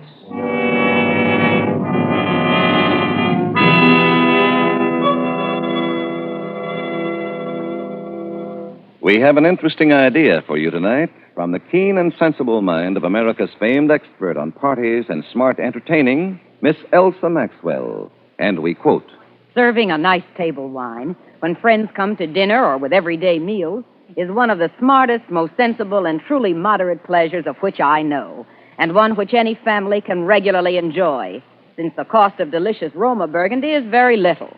Just serve your Roma Burgundy well cooled. Enjoy it with any food, and don't worry about special glasses. Any glasses available are perfectly correct. The goodness of the wine, the added enjoyment of your food, these are the things that count. Miss Maxwell expresses perfectly what we of Roma believe. In Roma, California Burgundy, in all Roma wines, you enjoy the glorious color, aroma, and flavor of superb sun-ripe grapes. Our noted wineries, located in California's choicest vineyard areas, assure you of flavor and quality which are always good, never varying, always delightful. And so, Roma quality is preferred everywhere. And you are able to enjoy these fine Roma wines at modest prices, only pennies a glassful. Remember, more Americans enjoy Roma than any other wines. R-O-M-A, Roma wines. And now it is with pleasure that we bring back to our soundstage Nancy Kelly as Adele and Claire Trevor as Clara, who resumes the recital of this Tale of Two Sisters, a narrative well calculated to keep you in suspense. You see how clearly I remember things? I remember so well the horror of that moment when Doug's little friend finished telling me how he had left Doug there alone with my sister Adele. And I even remember what Roy said at the end. So I came back to tell you, Mrs. Foley, on account of Doug made me. But now I wish I hadn't left him there with her. I know she's your sister and all, but I saw her face when she came to the window. She looked awful, Mrs. Foley. She looked awful crazy. I followed Roy's directions, and I went by foot north along the ocean. I must have walked a good mile before I came to the house. I ran quickly up the pathway. The front door was standing open. There was a lamp burning on the table. Adele! She lay on the bed.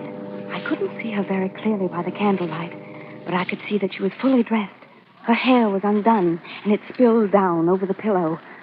For a moment, I thought she was dead. What do you want? Adele. What do you want? It's me, Clara. Where's Douglas? He's dead? Adele. Well, your husband is dead, I tell you. Oh, I don't mean my husband. I mean my son. Where is he? Oh, he was murdered by a long shot. Be still.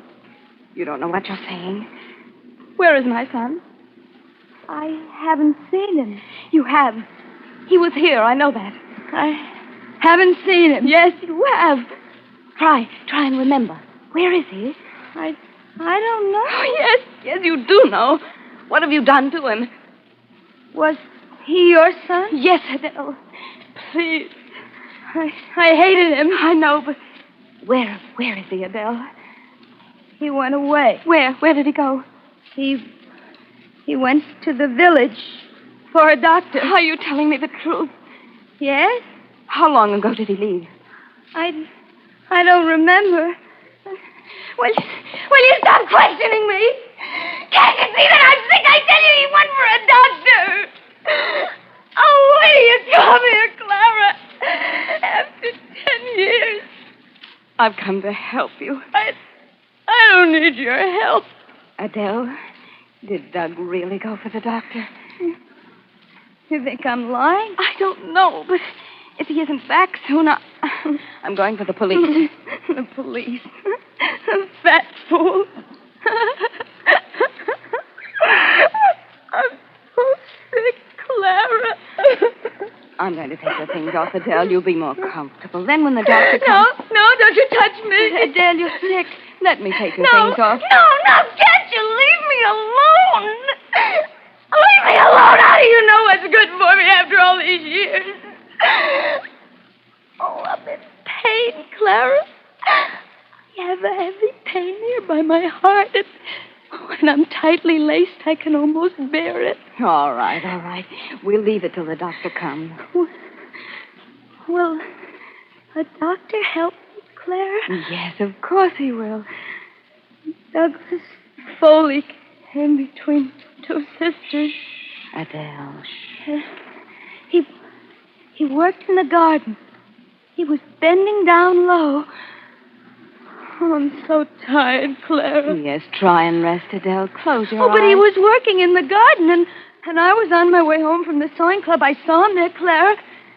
He looked the same after 10 years because he had your strength to draw from. But I was alone. I'd grown old, and he had stayed young. And then she seemed to doze off. Her breathing was so labored, and I thought, perhaps she'll rest more easily if I undress her. And I went over to the bed. She was wearing a corset. I reached over and began to unhook it. She started mumbling something in her sleep. You broke your promise. Always and forever, you said. But she didn't wake up. And I finally managed to take her corset off. But as I went to place it on a chair, I noticed something protruding from the material. At first I thought it was a broken stay, but it was round, and one end was sharp. I looked closer. It was a steel knitting needle, a long steel one, and there was rust on it. Or was that brown stain rust? Adele had concealed the knitting needle. And there was proof of what I guess I'd known all along. Adele had murdered my husband. With a shudder, I dropped to the floor, and then something caught my eye. There was a hand sticking out from beneath the bed. It was white and still. It was a child's hand. I fell swiftly to my knees. Doug! Doug! And just as I reached out for him, I felt a sharp blow on the back of my head, and I fell to the floor.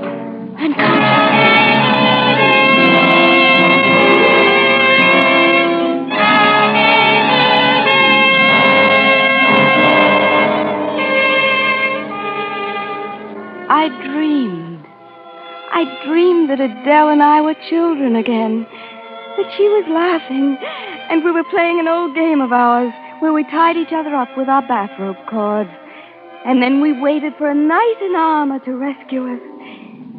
It was the odor of kerosene that brought me to. The room was filled with it. My head was pounding, and I couldn't seem to focus my eyes. I tried to raise myself to my feet, but I couldn't seem to move my arms and legs. Suddenly, I realized why. I was tied with a bathrobe cord. I was a child again. Adele and I were playing our games again. My husband, everything that had happened between Adele and me had been nothing but a bad dream. A feeling of relief swept over me. And then suddenly I heard footsteps. And the door creaked slowly open. And suddenly I knew that what had happened had not been a dream. For Adele stood in the doorway. Not Adele, the child who would rescue me, but Adele with gray hair, who hadn't spoken for all those years. She wore a long dressing gown. She was barefoot, her long hair streaming about her shoulders, and there was a vacant, stupid smile on her face. She carried a bucket in her hand, and the odor of kerosene filled the room. She didn't seem to notice me as she went past me, and she threw the liquid from the bucket onto the bed. There! Adele! No, Adele! She paid no attention to me as she left the room again. I struggled wildly, but it was no use. I was tied securely. And then I saw a still figure on the bed. It was Doug. His face was white. He was unconscious, and there was a deep gash at the side of his head. And then Adele came into the room. She had filled her bucket to the brim, and she walked towards the bed again. Adele! Clara? Adele, untie me. Untie you? Why? Adele, listen to me. This is your son, Clara. Yes, Adele, untie me. You were looking for him, and he was here all the time. Please untie me, Adele. I never knew your son. For years, I never knew him. How old is he, Clara? He's only 10. He's just a boy. Adele, you're sick. Untie me, and we'll go for a doctor. You want me to be well, Clara? Oh, yes, untie me. Are we friends again, Clara? Yes, we're friends. I want to help you. Oh, but I can't forget the years, Clara. I must wash those years away before we can really be friends again. Adele, forget those years. Let me help you. Untie me. Oh, no. No, we can't forget them, Clara. We must wash them away. That's what I was doing. I was washing away the years. Your husband's gone, and your son is all that remains of me. And then we can be sisters again. You don't know what you're doing. Untie me, Adele. But this isn't water that I have in this bucket. No, you see, you're sick, Adele. It's what I put into the lamps to make them burn. Oh, no. Perhaps I could burn away the years. Oh, yes, that'd be better. Much better. No, Adele. Adele, for the love of heaven, untie me. If I could burn away these years that remain on the bed. Oh, no, Adele. If I could do that with this candle, well, then you and I could really be friends again, like when Mother was alive. We could be sisters again. Always and forever. We're sisters now, Adele. Oh, no. No, you're lying. We're not sisters. Adele, listen to me. We're children. And you've tied me with this cord, you see? And now you must untie me, like you used to do when you left me too long, and I cried. No, you're lying. We're not sisters. And we haven't been for years. And now I'm going to punish you for lying.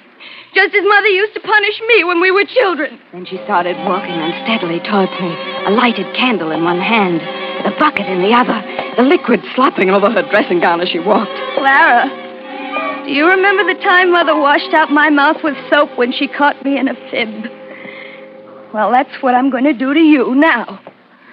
Or perhaps it would be better if I burned it out. No! Now, Clara, don't scream. You'll waken your precious son. And we mustn't waken him now. Adele, I'm tired.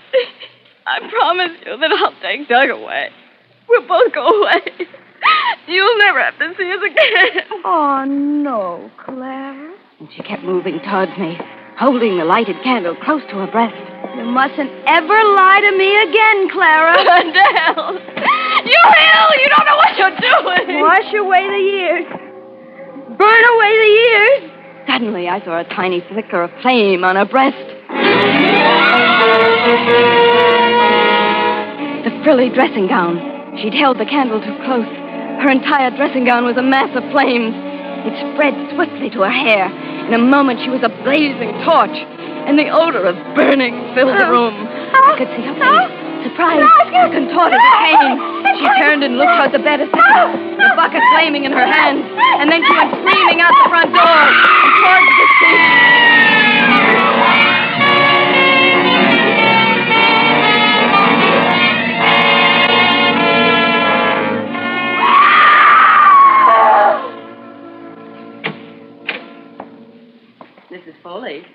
Mrs. Foley. Yes? You mustn't scream like that. I wasn't screaming. That was my sister, Adele. Yes, I know.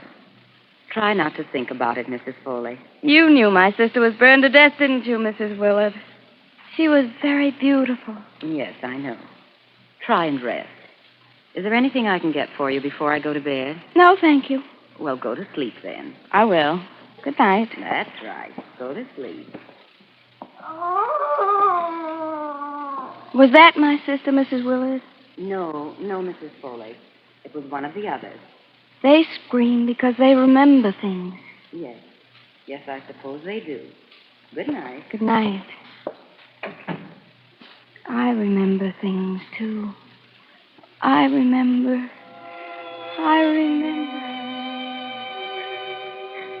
Promise me you'll never leave me, Clara. And that whatever I do, you'll do. I promise. Always and forever. Always and forever. I promise.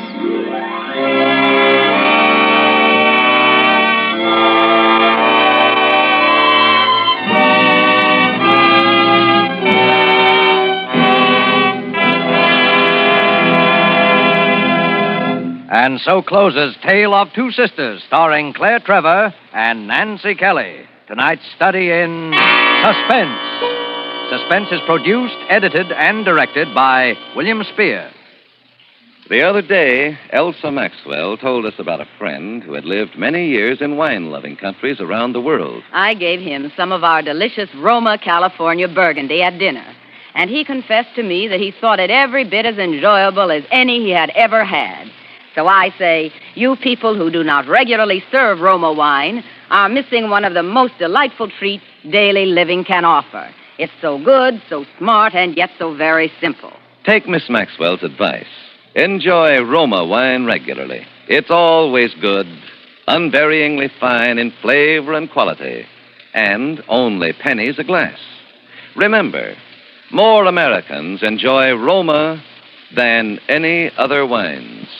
Roma, R-O-M-A, Roma wines. Ladies and gentlemen, next Thursday, same time, you will hear Mr. Lee Bowman as star of Suspense. Presented by Roma Wines, R-O-M-A, made in California for enjoyment throughout the world.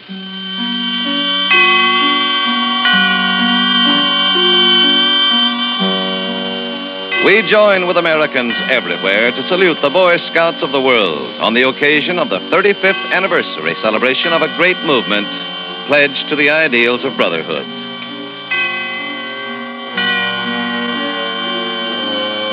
This is CBS, the Columbia Broadcasting System.